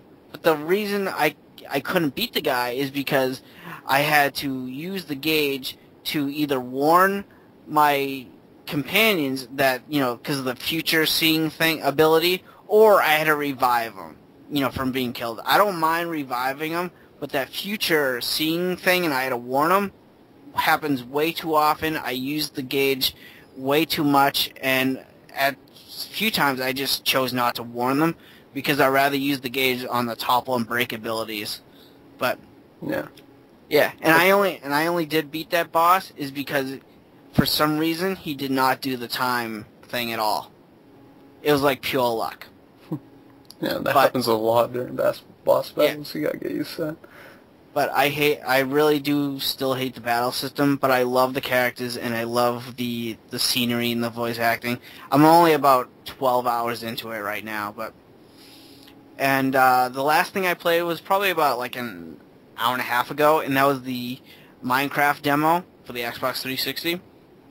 And I gotta say, like, I only played a little bit of it, but I can see why it's like fun and addicting, and why people make like crazy like sceneries and buildings in that game. Cause dude. I played the demo and I was deeply impressed. Yeah, it was weird. About 8-9 months ago, I was hanging out on, well, this was before Twitch TV was even formed. It was just on Justin TV, and a couple guys were playing Minecraft, and, they had a pretty good following, a couple hundred people watching them, and they said something about, if you follow our channel, we're doing a Minecraft giveaway at the end of the week, or whatever, and I'm like, yeah, whatever, I've only followed like 3 or 4 people on Twitch anyways, so... I followed them, and sure shit, man, at the end of the week, they were like, you won Minecraft. So they actually gave me a copy of Minecraft, and, like, I built, like, a, not, full-size model of it, but I built, like, a, I don't know, 1/4 model of the Death Star right behind my house in Minecraft. Like, nice. Yeah, I mean, you can do anything in that game, man, and you can play it any way that you want. Like, the way that I've been kind of treating it lately, like, Minecraft to me is the precursor to the Oasis from Ready Player One. It's this basically open source universe that you can, I don't know how the mod scene is on the Xbox 360. I can't imagine it's going to be too strong. Like, it's going to be, officially licensed mods and stuff, probably DLC, but you can play the game like an adventure game. You can play it like a first-person shooter if you want to. You can literally spend all your time in creative mode just building pixel sprites, and there's dudes who have actually built, like, 4-bit and 8-bit computers in Minecraft. Working computers. What the fuck, man? Like, it's nuts how much, and these computers, you look at them and they'll, like, zoom way out, and it's like, wow, it's kind of like looking at one of those, like, old Intel chips or something like that, but they go in and you realize that this one chip that runs, a Minecraft calculator or whatever spans an entire continent. And it's crazy what you can do with that game. It's so addicting. Yeah, my friend showed me a picture of something he built, and he built the Castlevania castle in that game. Yeah. And I was just like, holy shit, that's fucking impressive. Yeah, there's people who recreated, like, you know, the full top-down Legend of Zelda, like, in all dungeons. There's people who modded it to play, like, Portal. Like, there's a Portal mod, and there's a Portal map pack where you go through and play Portal, basically, in Minecraft, and it's insane. It's like, fun, too. people build, like, I saw, like, a working piano, like a gigantic piano, and you just walk over it, and it plays different sounds. Yeah. It's really cool. Yeah. But, yeah, I've only played the demo of it, but I can really see how people can go crazy and nuts over this game, and I'm all the power to you, you know, because, you know, it'll take me forever to build stuff like that, but I know, like, as of you guys have already seen yourselves, you know, people make tons of crazy shit in that game. Yeah. But yeah, dude, I used a map editor, but I built Hogwarts in a weekend one time. Nice. And I was just, you know, bored. Why not? Like, my favorite thing to do is I'll go online and I'll download, like, you can go on Lego, their website, and download plans for different Lego builds and stuff like that. And I use the plans to build crap in Minecraft, and it's great, especially, like, the multiplayer. It's kind of a life killer, man. You got to be really careful with it because it's really addicting. But, like, I play online. I don't know if you guys know who, like, Stan Birdman is, but I play on his server, it's the Arcadia server or whatever, and it's fun. It's way more fun than playing anything like Sim Social or something like that. It's a much more creative social atmosphere, and pretty much the name of the game is just dick around to, you know, no extent. But that's it. That's all I've been playing. Nice. Very nice. What about you, Techno? Oh, man. Oh, Been boy. playing a lot of games. Last Friday, me and my cousin, Aaron, otherwise known as Air Bear, streamed some games. We created the Air Bear show, or the Techno Bear show. And, yeah, we are streaming tomorrow, or that'd be Friday, or today, since this will probably be up tomorrow. But yeah, we'll stream around 8 p.m. Central Time. But yeah, we played some Gigawing 1. Nice. On the Dreamcast, Marvel vs. Capcom, the first one, and played, trying to remember what else we played on Dreamcast. This UFC Fighting Championship, which I got from Don Raiden, and surprisingly, it's really fun. It's like, it's one of those pick up and just play, you know, for a few minutes, and then, you know, go on with your day. It's like, you just, like, go into exhibition and just whoop the shit out of someone. And, yeah. And then we plugged up my modded Xbox and played some Battletoads, the arcade game, which is amazing, because, like, in the third level, you, like, fight these giant-ass things, and you, like, grab their dicks and punch the balls. What the hell? Yeah, it's amazing. I laugh every time. And you're like, oh yeah, you like it, don't you? I think right there you just described why it's awesome, is the third level. You can get to the third level. Like, well, dude, it's not hard at all. I mean, it's a beat 'em up, and it's not hard like the NES game at all. I think I actually finished it. Well, not with Aaron, but a long time ago. We also played some Smash TV on there, and that pretty much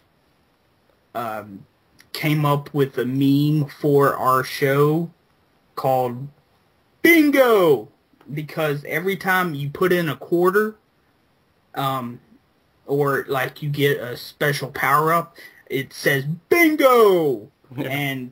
And like he was putting in so many quarters, like bingo, bingo, bingo, bing, bing, bing, bing, bing, and I couldn't stop laughing. It was great. It was funny as shit. And also we played this arcade game called Ninja Baseball Batman. Yes. No, I saw that. Yeah. Yeah. It's amazing. It's an amazing game.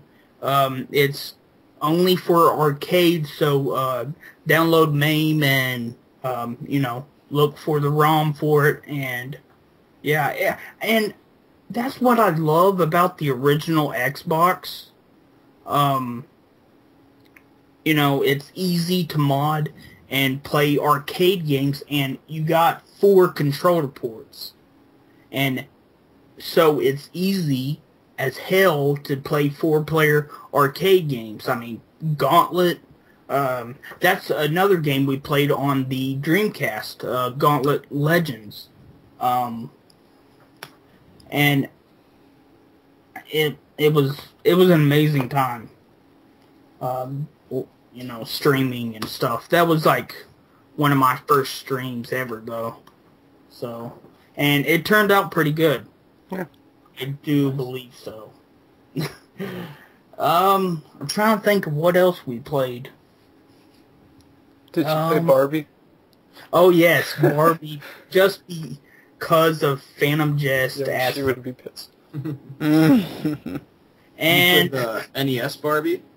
No, Sega Genesis. Oh. And I wanted to kill myself. Barbie Supermodel? Yes, Barbie Supermodel. And she was like telling us how to play it. She's like the walkthrough for that game. Yeah. And she said she's going to own us in it whenever she gets set up to stream it. And I'm like, go ahead, I don't care. Because I don't like Barbie. So, yeah. You sexist pig. What? I'm not a sexist pig. Why? That would be awesome. No, it wouldn't. I'm a pig, yes, but not sexist. He's just a child abuser. I love child abuser. What else? I love women. Are you gonna play Diablo 3? Oh God. Oh my God. Everyone's gonna be gone for a long time when that game comes out. I will be gone because guess what? I pre-ordered it today. It's ready. It's up on my computer screen right now. It says install, and yeah, and I'm ready. I'm ready for release, and then I'm gonna hit install, and then it's gonna be amazing, and then I'm gonna be like, oh my God, guys, guess what? Diablo 3 is amazing, and they're gonna be like, oh yeah, we know, and I'm gonna be like, yeah, I know, and it's gonna be, I'm like, oh, everywhere, explosions, and yes, Diablo 3, pick it up if you have it. If you have a good, decent computer that can run it, and yeah. Yeah, you're ready to go to hell? I'm ready to go to hell. Dude, me and Pete have saved seats. Vacation in hell. Vacation to hell.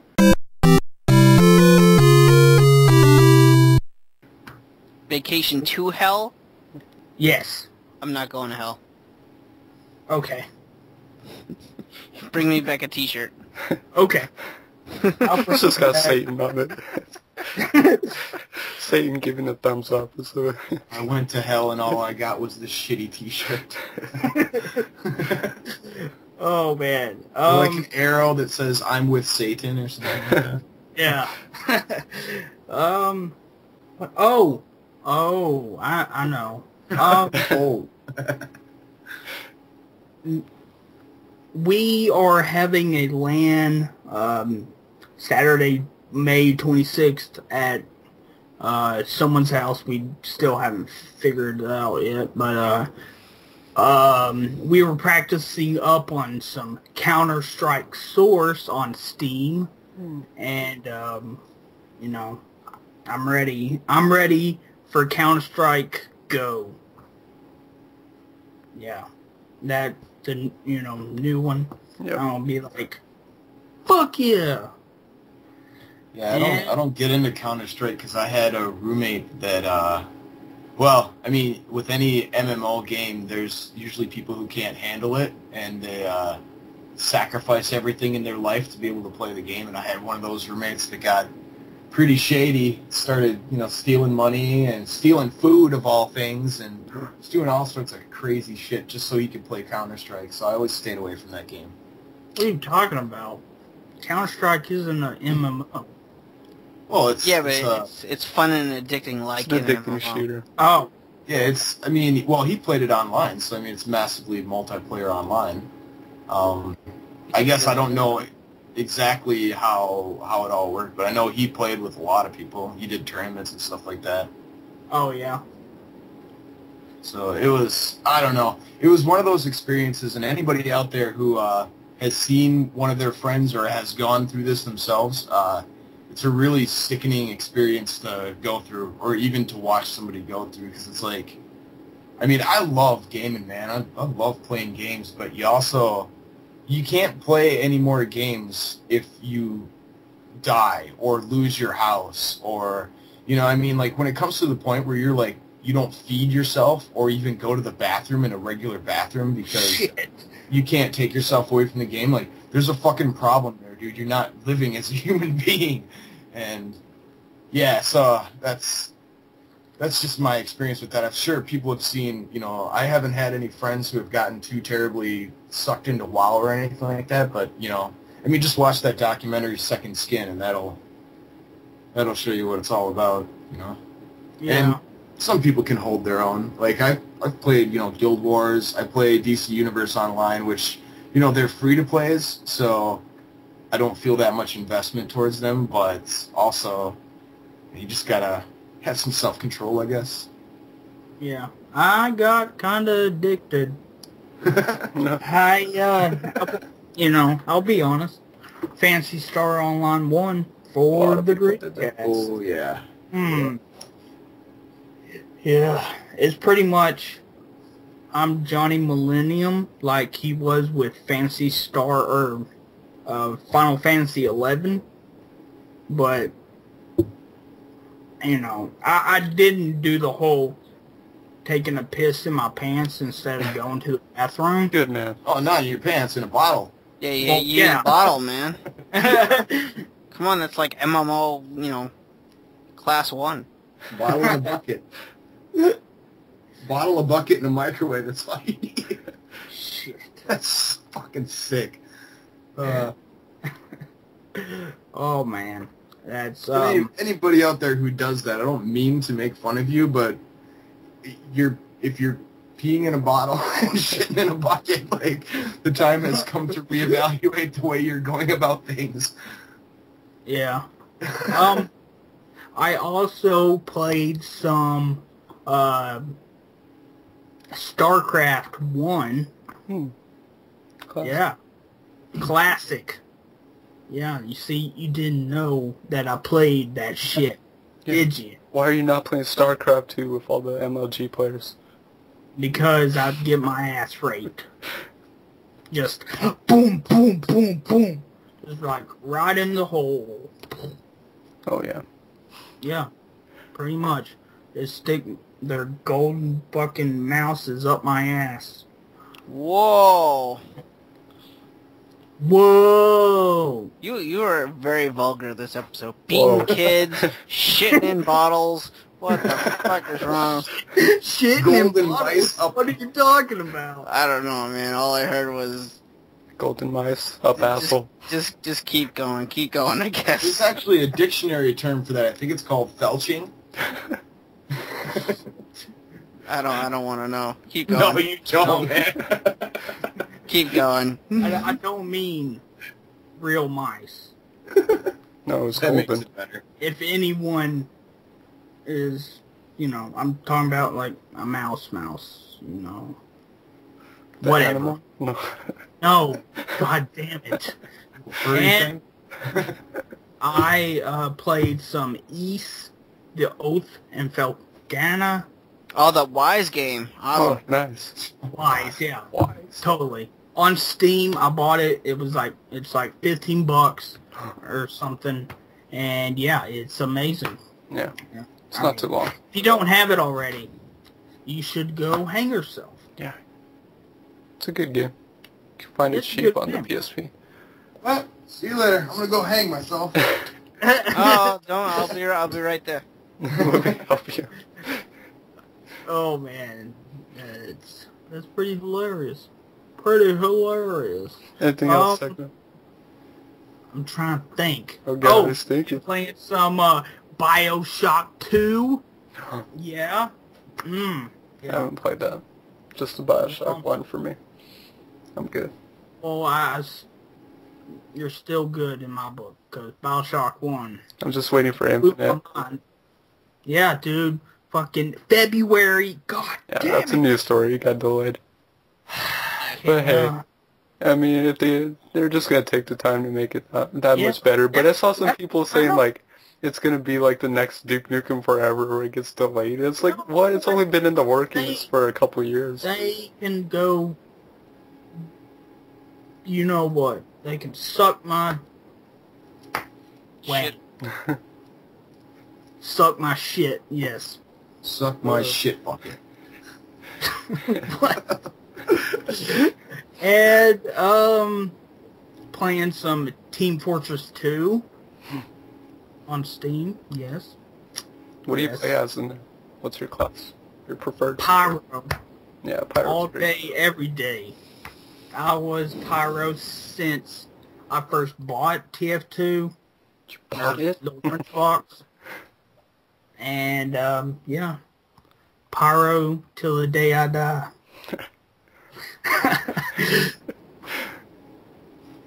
Oh, me and Aaron played some Star Wars Battlefront 2 on the Xbox. I forgot about that. I love Battlefront 2, and All Gen Gamers did that episode with that guy that did Battlefront 3. It never came out, which breaks my heart. Breaks my heart. It's okay, take it. You'll be okay. I know, because that was like, what, 3 years ago? 4 years ago? Yeah. Trying to think. Oh, played some Battlefield Bad Company 2 with Jason, Metcar, Phantom Jest, the usual people. Nice. And I think that's it, but Jesus. I would like to I'm Pete Dorp. I would like to thank Bracy Retro Snow for buying me the Wolfpack collection for Steam, which is, the Return to Castle Wolfenstein 3D, and Wolfenstein 3D Spear of Destiny. And Nice. I freaking love that guy. Bracy, like his show Retro Snow. Yeah. Yeah. I love his show. He's totally, like, I will take his word over a game, like, well before I take G4 or, anything like that. Like, that's another news topic. Kevin Pereira left. Yeah. I was a big fan of that guy after Kevin Rose left. And, I'm getting into tech TV and all that because I was a big watcher of screensavers, and then it was turned into Attack of the Show, and they totally fucked that whole up. Comcast, you sons of bitches. Yeah, I tend to steer clear of anything with their stamp of approval on it, in all honesty. Yeah. I don't trust their reviews. Yeah. But yeah, like I asked someone on Facebook if someone could buy this for me because I had the Steam Guard on my Steam, so I could,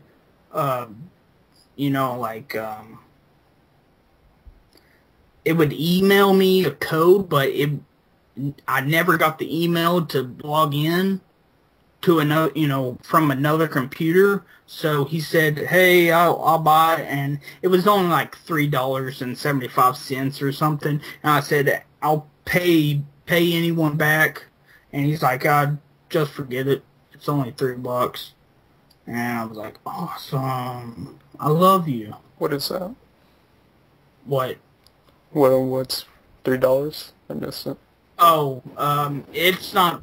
I don't think it's up anymore. It's the Wolfpack collection. Oh, okay. I think they had it like To celebrate. yesterday, and then yesterday for Wolfenstein's 20th. Yeah. And then it ended like earlier today, I think. So yeah, that's it for me. Finally. Wow. Hope the listeners had popcorn or something.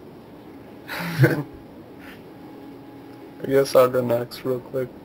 I have a few games. I put some more time into Tales of Grace's F, and I beat the game, but like I said, there's a lot of extras in that game, and something really cool. As a Vesperia fan, one of the best things they could have done in the game. The game is heavily based around like titles. Like there's hundreds of unlockable titles to give your character, and you get like stat boost, unlock new moves. But every now and then you come across like these costume titles, as they call them. And there's actually like a few unlockable titles in the game that are a costume. And as people know, costumes in any Tales of game, they do it really well. Where like the costumes will show up through everything, like the cutscenes, like you'll always see it. So one of them was called like the Dark Enforcer title. And when you unlock it, it's a Yuri Lol costume. It's a Yuri Lol costume for Asbel, the main character in the game. It's awesome. So I pretty much had my character wearing the Yuri costume the whole time. But it's really sweet to have that.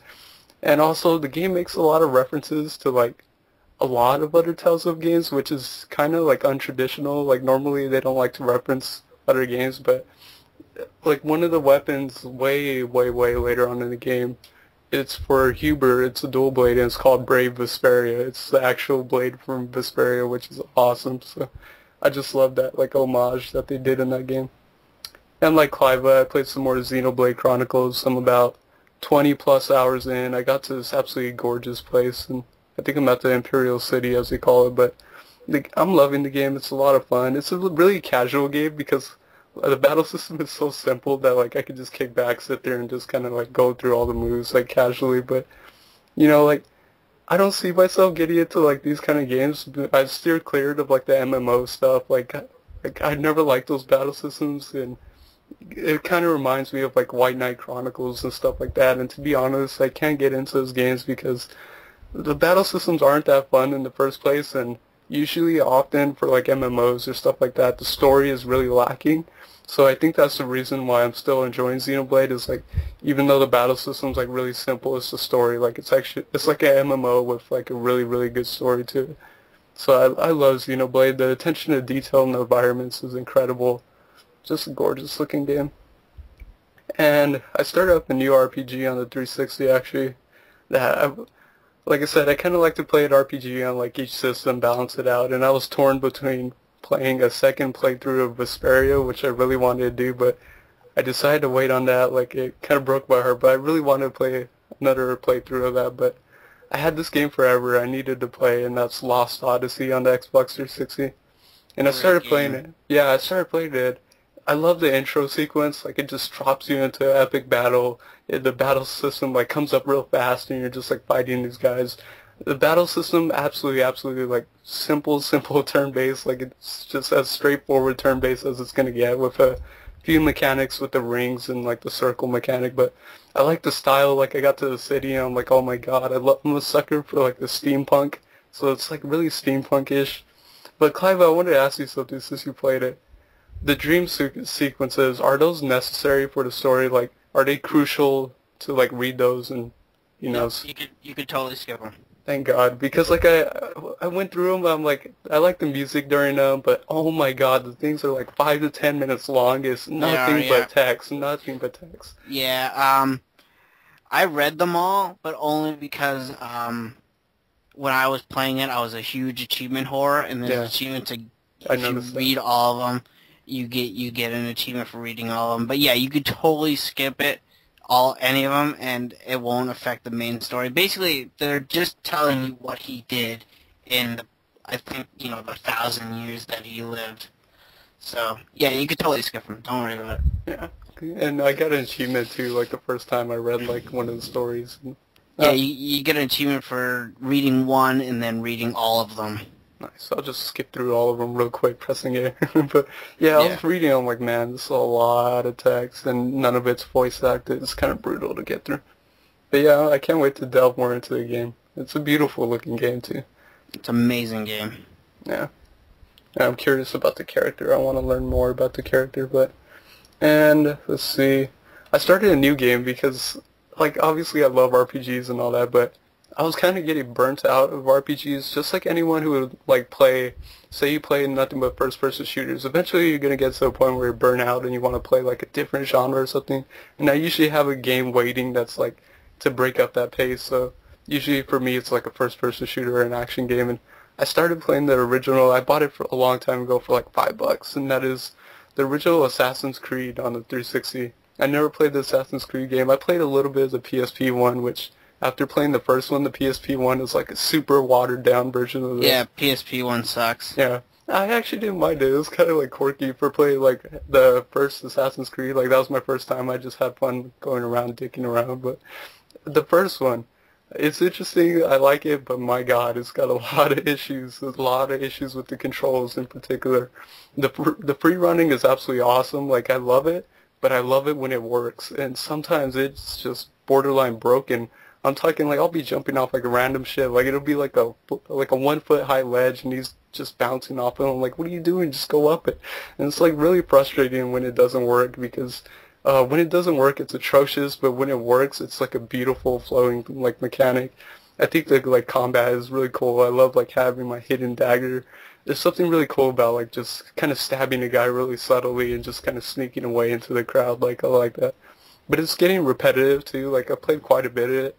And it's getting very repetitive. There's not enough mission variety. It's always the same stuff. It's always eavesdropping missions, pickpocketing, and some other like kind of helping out people in the city.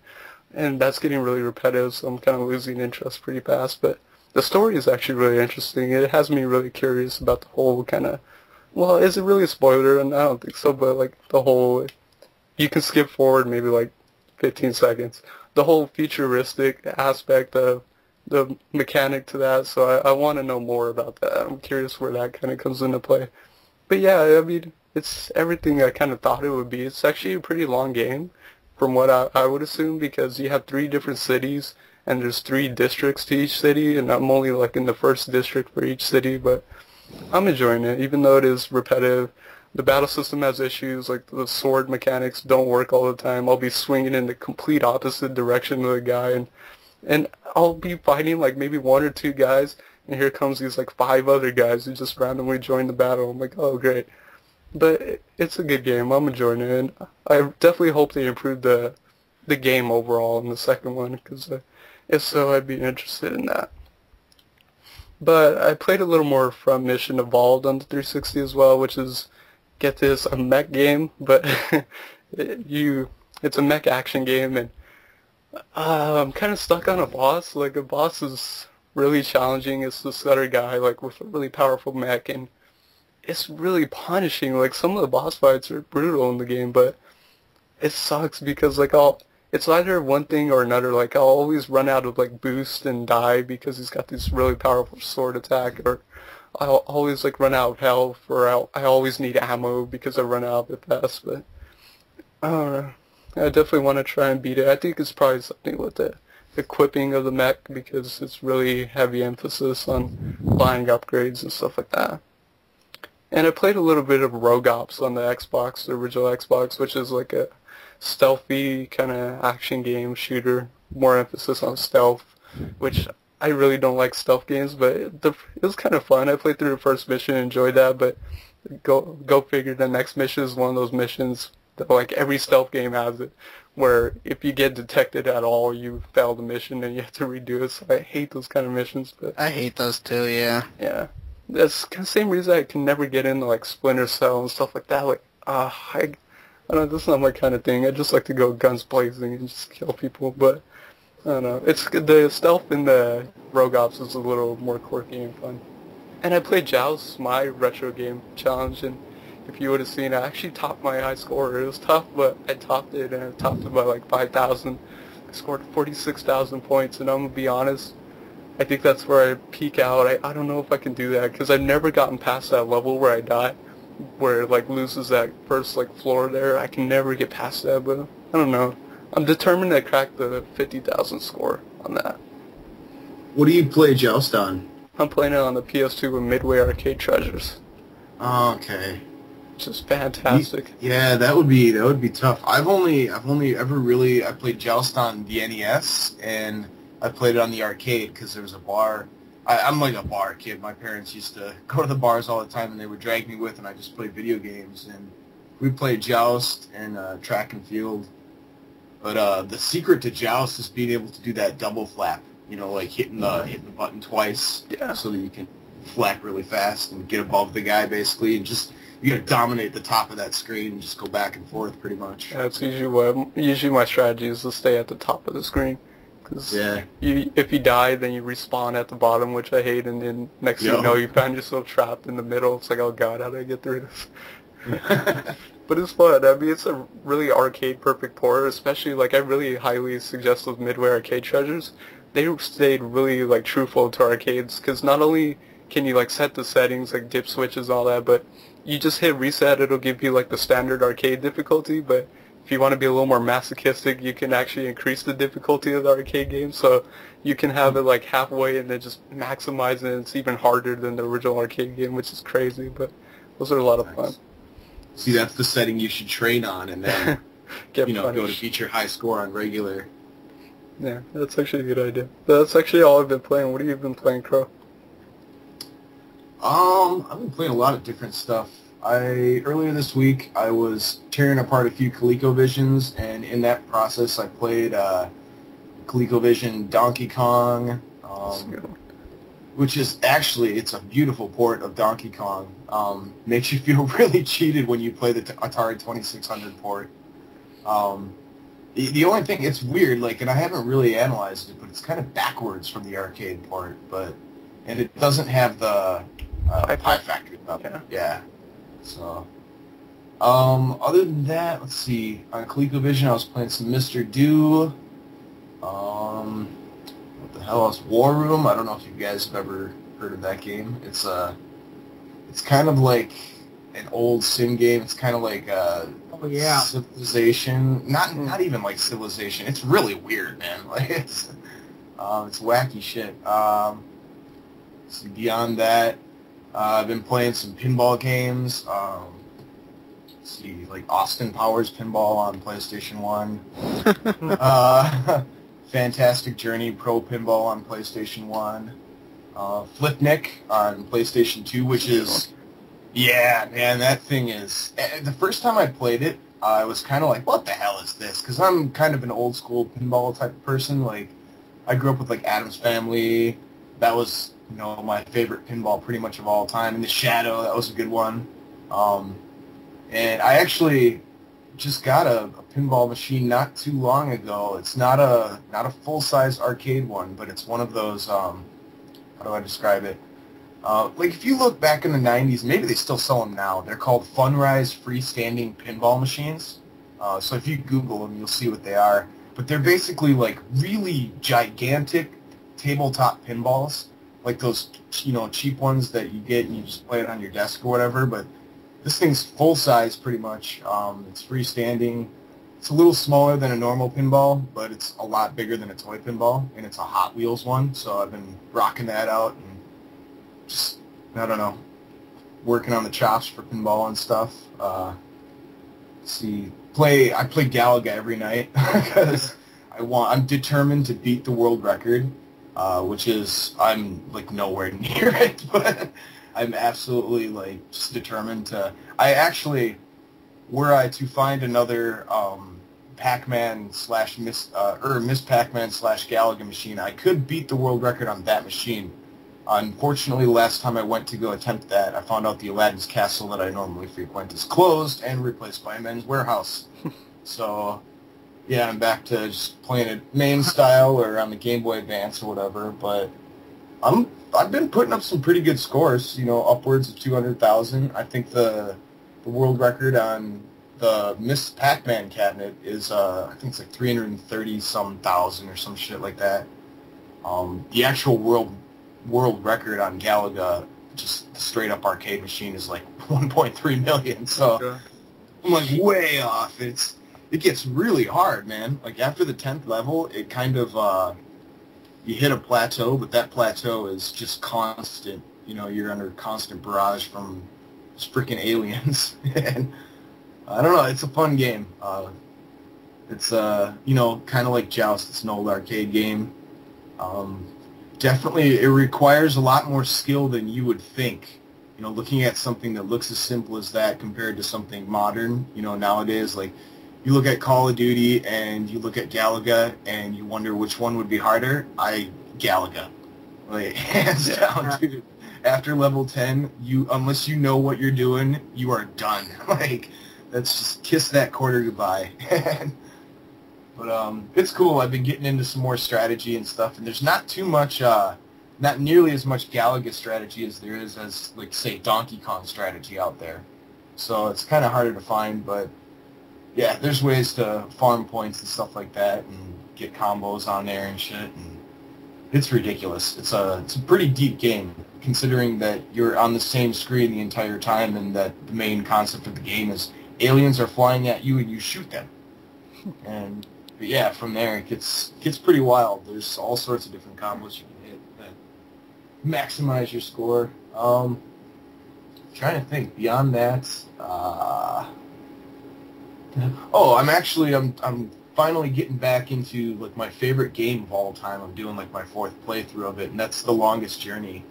I don't know if you guys have ever heard of that. It's a point-and-click adventure, and it's just a beautiful game. I believe it was done in '99, either '99 or like 2000 or something like that by Funcom, and it's all hand-drawn, fully pre-rendered backgrounds and stuff like that. Just beautiful stuff. It's like playing a piece of art, in all honesty.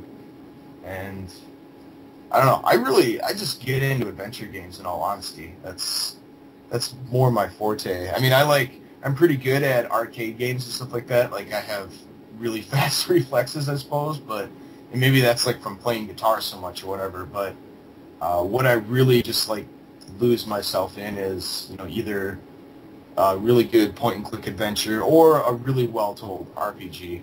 Those two kind of are tied for first place as far as what I enjoy the most. But The Longest Journey, if you guys ever see that game, and you can probably go on eBay or Amazon right now and get it for like $2.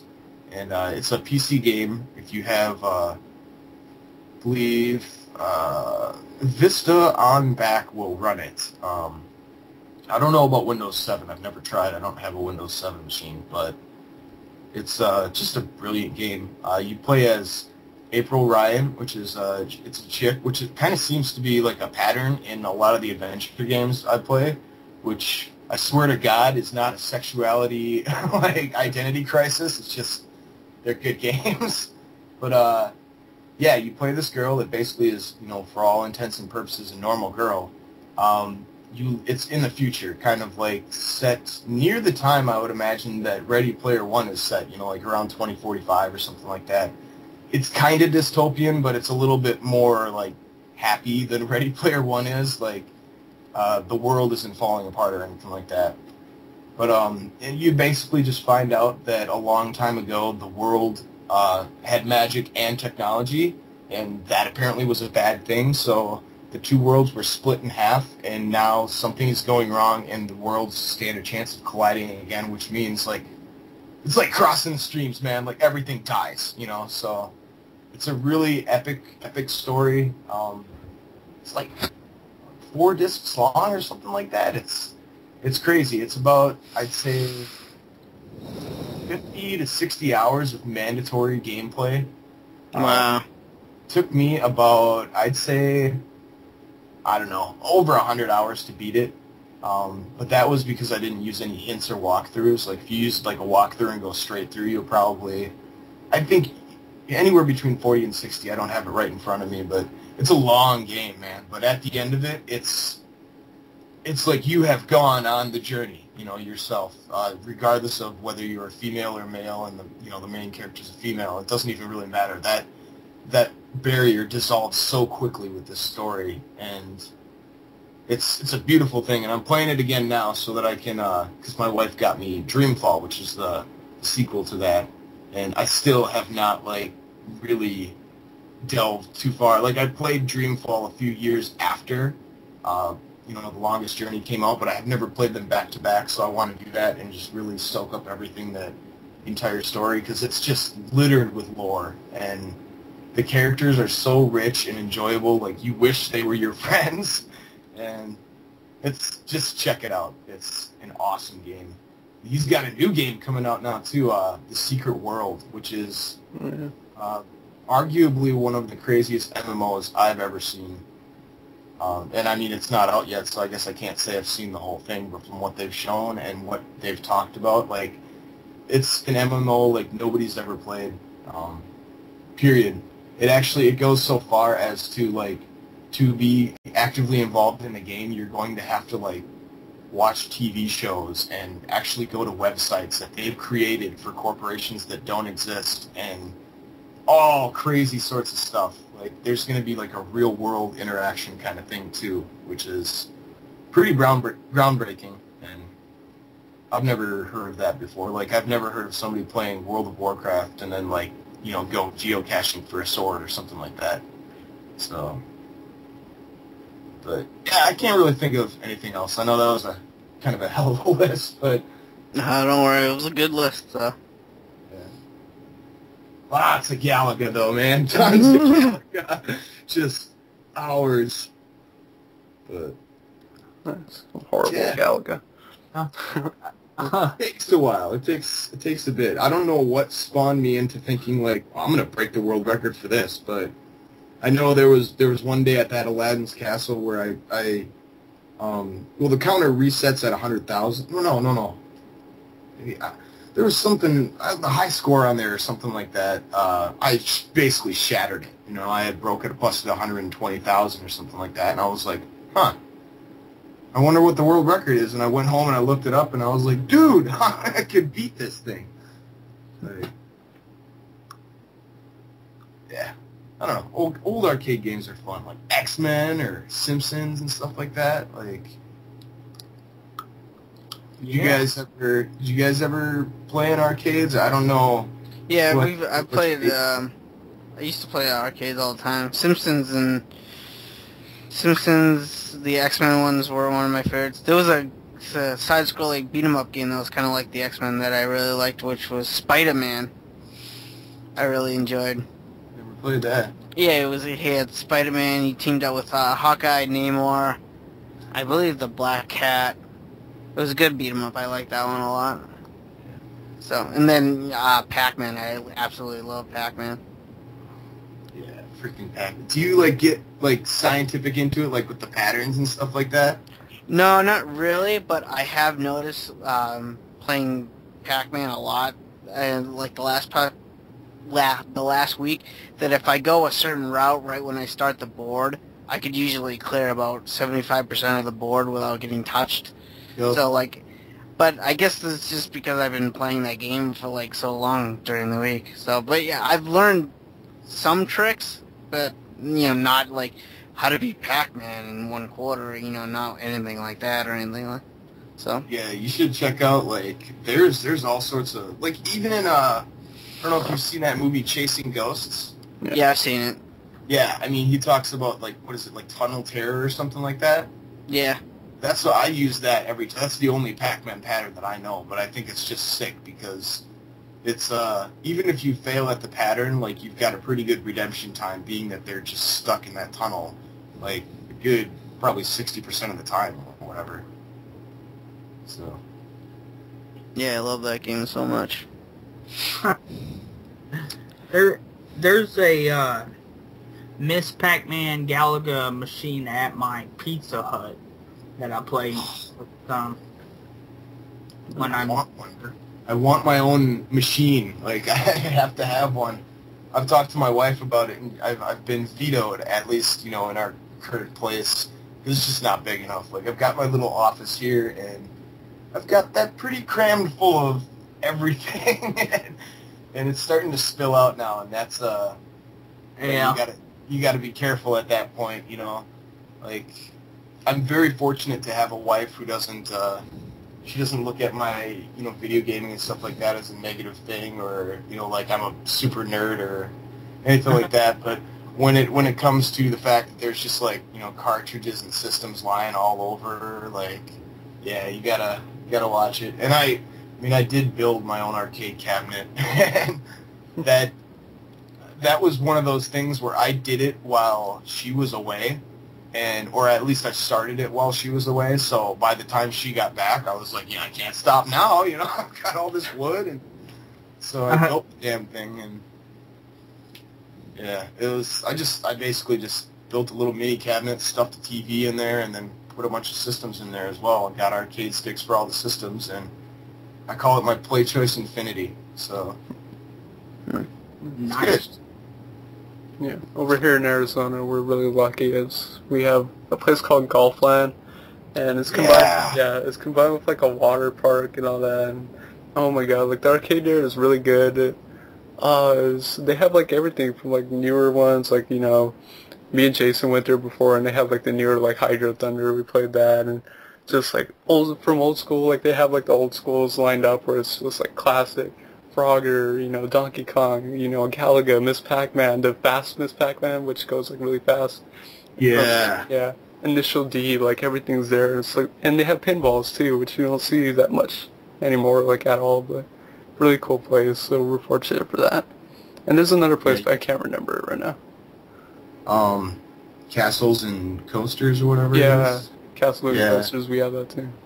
I watch those videos with such envy. Like, I've got it figured out around here to a little bit. Like, Aladdin's Castle's gone. Fine. There's nothing I can do about that. This is going to sound really sad. I actually know that there's a Holiday Inn down the street from me that they get so much traffic in and out that I can literally walk in there damn near any time of the day and go down to their little mini arcade, which consists of a Simpsons pinball machine, I think an Afterburner, and I'm trying to think. I think it's like it's not 1944, but it's a top-down shooter like that, and I can't think of what the hell it's called.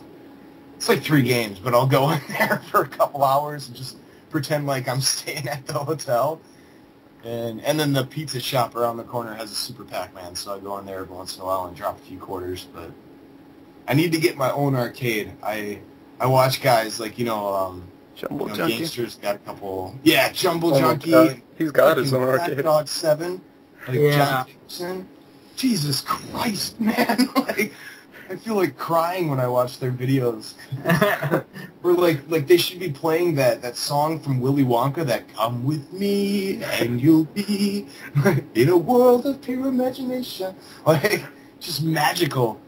And I think that's the next arcade scene. In all honesty, it's going to become private, and it's sad that it has to die out. Especially, man, like when I went there and I saw freaking Men's Warehouse instead of Aladdin's Castle. Like, I went and decimated their Facebook page. I mean, I went on a rant. Yeah, I was just like, you have one of the last few remaining relics from one of the greatest eras that video gaming has ever seen, and you replace it with a fucking Men's Warehouse. And excuse my language, but fuck you, seriously. Yeah, there weren't that many people in there all the time. They were probably losing money, but fuck you for killing my childhood. Should walk in there and be like, where's Miss Pac-Man?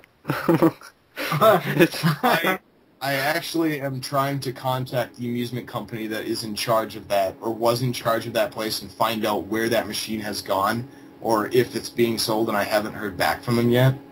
And that's how you get a hold of arcades and stuff like that. Like, I have access to a few different people over here, but I just don't have the room in my place. Like, I know the guy who runs the pinball warehouse over here, which is, it's not really a public venue, but, I mean, if you pay him a few bucks or whatever, slip him a 50 or something, you can, grab a case of beer, and you and your buddies can go down there and play a few rounds or whatever for free. But it's kind of like an under-the-table thing, but, yeah, just gotta have room for it, man. It's the main thing. I'm so glad I have Mortal Kombat 2. You have the arcade cab? Yep. Oh, that's dedicated. Finish him. So, now what's the question? That time? Could it be? Could it be? Please tell me, Techno. I think Cliva, fell asleep. Oh, don't worry about that guy. Yeah. Please tell us, Is it Techno. that time? What time is it? It is 1 a.m.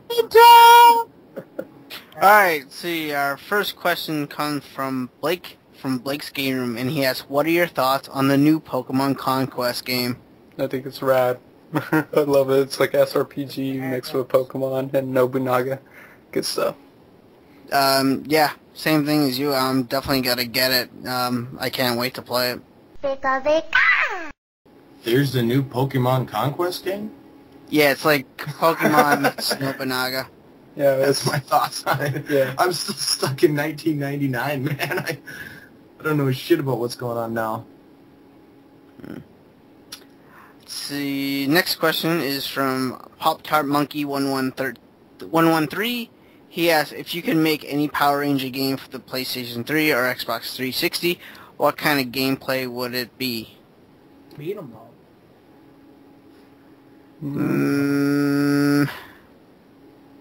Mine would have to be a fighter.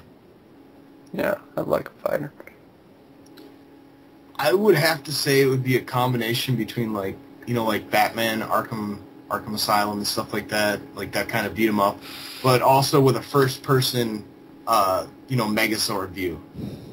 That would be cool. It would have to be, because that's like every Power Ranger game I've ever bought, and I've bought quite a few of them. I've just wanted to take front seat in the Megazord, and it never frickin' happens. It's like a first-person Godzilla game. That would be awesome. That would be badass, yeah. Yeah. Let's see. Next question is from Ronnie. He has actually two questions. First one is, how many licks does it take to get to the center of a Tootsie Pop? That's an open question. It's 3. We will never know. The owl did it in 3. Scientists have been trying to figure out. There's theories out there. We will never know. I had a friend who counted once, or at least he said he counted back in high school. It could have been one of those, look at me stunts, but it was something like 1,000 something. Crazy. But his real question is, if Nintendo changed the name of the Wii U, what would you guys like it changed to? Let's see. Super Wii? Super Wii. You need to bring back the Super. That sounds dirty. Frankly, I don't give a damn. Wii U is fine with me. I suppose, it's not the greatest name, but I accepted it, so. Yeah, I think the name's critical that it still has Wii in the title because it's going to confuse people. I don't know, the Revolution was still a cool name, but I don't know, like I said, I accepted the name Wii U, so I'm not going to, try to change it. They should call it the Ultra 64. 64-bit. Actually, no, you could do, Wii U, call it the Wii Ultra. So, yeah, that would be kind of cool. Or the Ultra Wii. What? The Ultra Wii. Ultra Super Wii. Remix edition. That's Hyper Strike. Fantastic. popular. All right. Let's see. Next question is from Marco. He says, "What are your opinions on Max Payne 3 and the classic 1 and 2?" I have no opinion. I've never played a single one. I played Max Payne 1, and I thought it was awesome when I played it a long time ago. I played it when it came out, so that bullet time aspect was like, wow, you know, groundbreaking, revolutionary. It's like I could slow down time and shoot people. So that was really cool. And they're fun games. They actually have, you know, for a shooter, they actually have a really good story going for it. Like the whole aspect with Max and his story and everything. And Yeah. Max Payne 3 looks pretty promising from everything I've seen. So I definitely try it out. I do like Max Payne, so I'll try it out, but probably not day one. You know, when it's like $20 or something. Yeah. Ditto. 1 and 2 are awesome. 3 looks like it's gonna be awesome. I hope it's awesome. Yeah. Yeah. I remember playing 1, like every day. It was just fun, just doing the bullet time and all that, and I have to say, it freaked me out. Like, I think you would know, Dan. There's a trippy level in there later on. Yeah. That caught me off guard. I didn't expect that. The hallway with the blood and Yeah. Oh, yeah. baby crying. I was Dude, I was like, I don't want to play this anymore. yeah. It wasn't it his kid. Yeah. Yeah. I don't think I played 2 though. So if that's cheap, I'll probably pick it up. Yeah. Man, It's Probably fun. cheap now, yeah. And I'll probably wait for it to be, 3 to be down in price to pick it up like on Steam. So yeah. All right. Next question. This question was actually asked by 2 different people. Mikey's Monarch asked this question, and Josh also asked this question. He asked, "How do you feel about studios re-releasing games as Game of the Year editions when they never won that title? Are they just a way to squeeze more money out of gamers?" Everyone. Who wants to go first? Go I will, Cliva. actually. I think they're fine. The reason being is because people who buy a game or want a game, they're going to buy a game. They're not going to know it's going to be a Game of the Year edition. And the recent Batman Arkham City, I'm going to use this as an example. I bought that game day one. I had no idea it was going to become a Game of the Year edition. So I'm pretty happy with my purchase so far. Any DLC that I want to buy for the game, I've already bought in for the game. I know the new Harley Quinn missions are coming out later. I plan on buying those. So the way I see this is I think it's better. Well, I kind of think it's a little bit better if you just buy the game day one, because then you get to choose the DLC. But I can also see it as like if you did not buy the game day one and you want everything, then yeah, get the Game of the Year edition. I think both ways you look at it, I'm fine with it. I think they're both good. Yeah. Yeah. I mean, it's you pay for that convenience, in the beginning. You basically, anything that you get, if you're going to be the first one to get it or one of the first people to get it, you're going to pay more. Right? Yeah. Most things go down in value, and I mean, for a guy like me, I don't buy new releases. I've been burned on way too many of them, man, and I don't make a whole lot of money to where like $60 for me, that's a good chunk of money. That's a good chunk of food, in all honesty. And for me to drop that amount on a game, I would be more willing to, drop that amount of money, knowing that for one, it's a Game of the Year edition. It sold well enough, whether it won that award or not. Like, it sold well enough for them to go, hey, let's make a second run of this.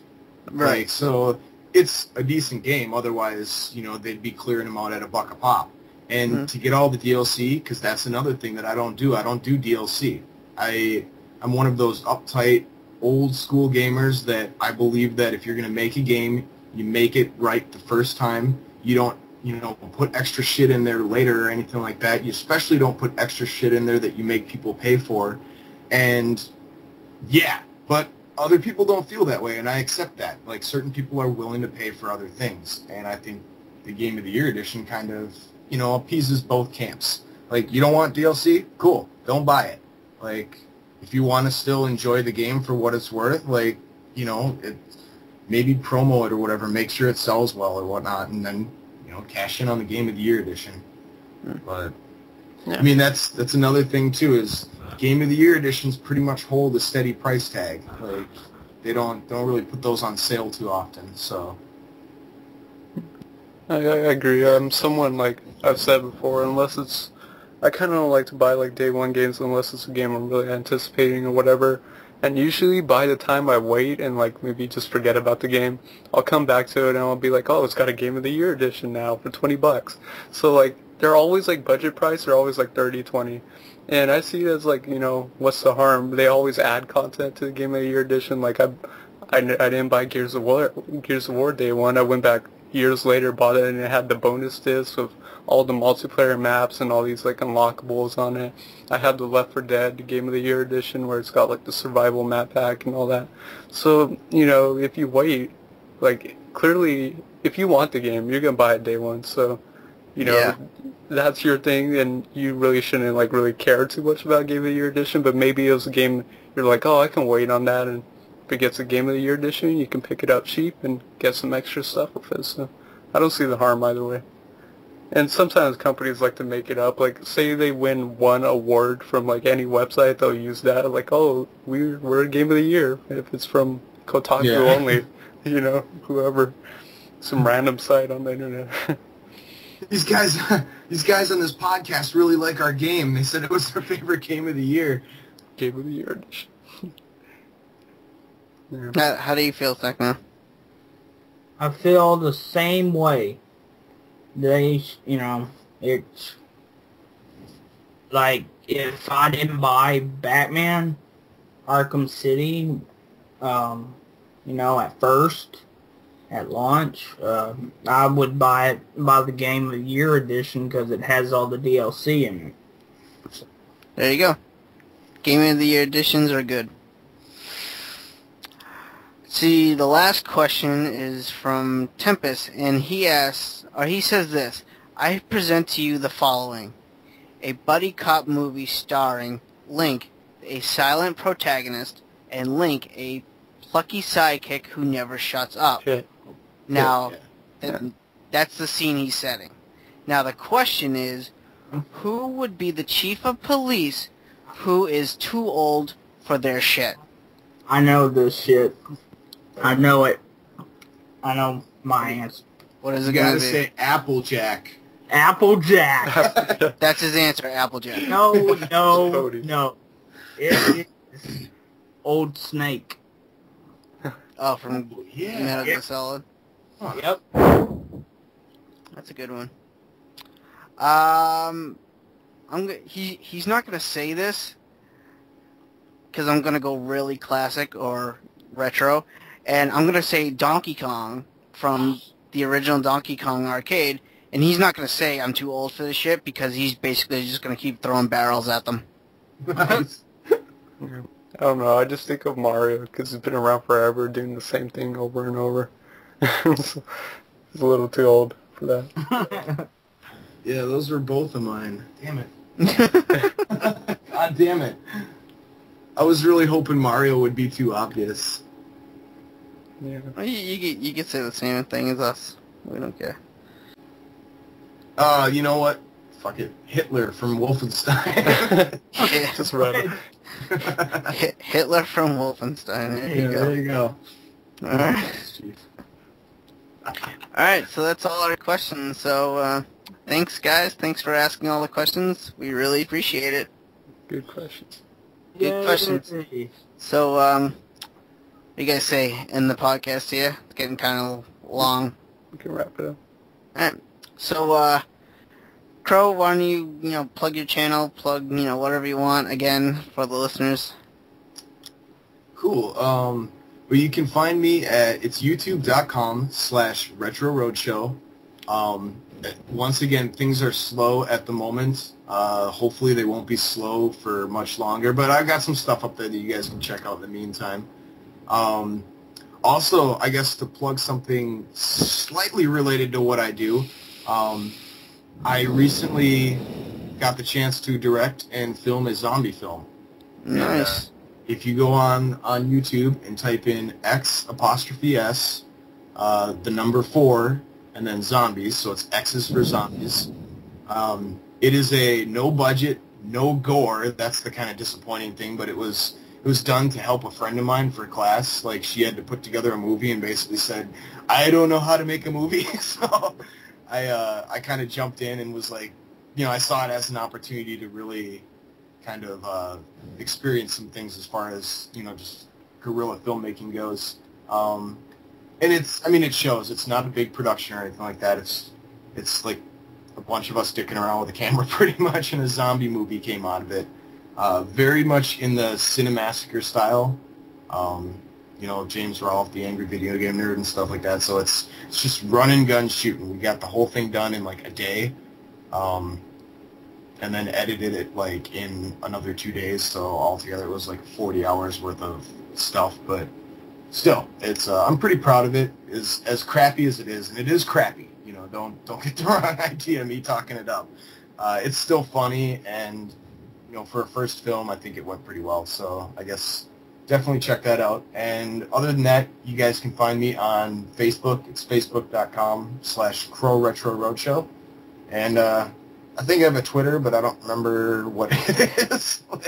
If you look for Retro Roadshow, you'll probably find me. There's one other dude out there that seems to be trying to snatch up the name as well, but he does like house parties and stuff like that with like dancers dressed up as Pac-Man, so it's a totally different thing. So if you see that sort of thing, like I think RetroRoadshow.com is his site, and which sucks. I was so pissed when I saw that, but you know, whatever. I think you'll be able to tell the difference. And you can find me on YouTube, Blip, Zipcast, all sorts of different video sites. So definitely check it out. And, you know, thanks for having me, guys. Anytime you want to do it again, just let me know. I'm down. Yeah, it was cool. It was a lot of fun. And they can find me on YouTube as QuickFreeze4, and that's the number 4. And I also have a QuickFreeze Facebook, kind of like a fan page. You can go there and like me. I do updates on the channel, updates on this podcast, and yeah. What about you, Dan? Where can they find you? You can find me at youtube.com/NostalgicDan1. I also do have a Twitter, which is NostalgicDan. And similar to Cliva, I do have a Facebook page where you can find me as NostalgicDan and like me on there. And I do have a live streaming page at twitch.tv/NostalgicDan. What about you, Techno? Where can our fine listeners find you? Well, they can find me at youtube.com/MrTechnoSqueek. And I also have a Twitter, which is the same thing. So, you know, trying to keep it all, you know, close together. And I do have a Twitch.tv, which I'm wanting to start doing more streams and stuff, and that is also MrTechnoSqueek. It's they're all one giant word, MrTechnoSqueek. And remember the 2 E's. And that is it for me. And for this podcast, of course, you can find it on YouTube as the Press Start Pod.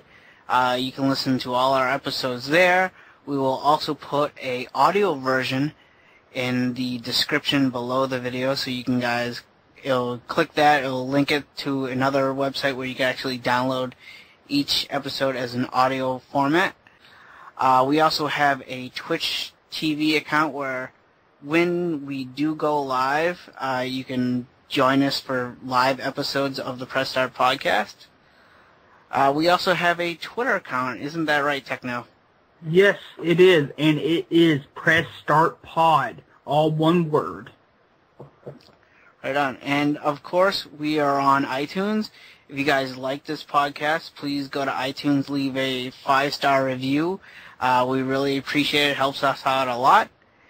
And we are on Pete's Game Room Forum, where you can go there, leave comments for each individual episodes, leave comments on the different threads there, interact with different listeners of the podcast.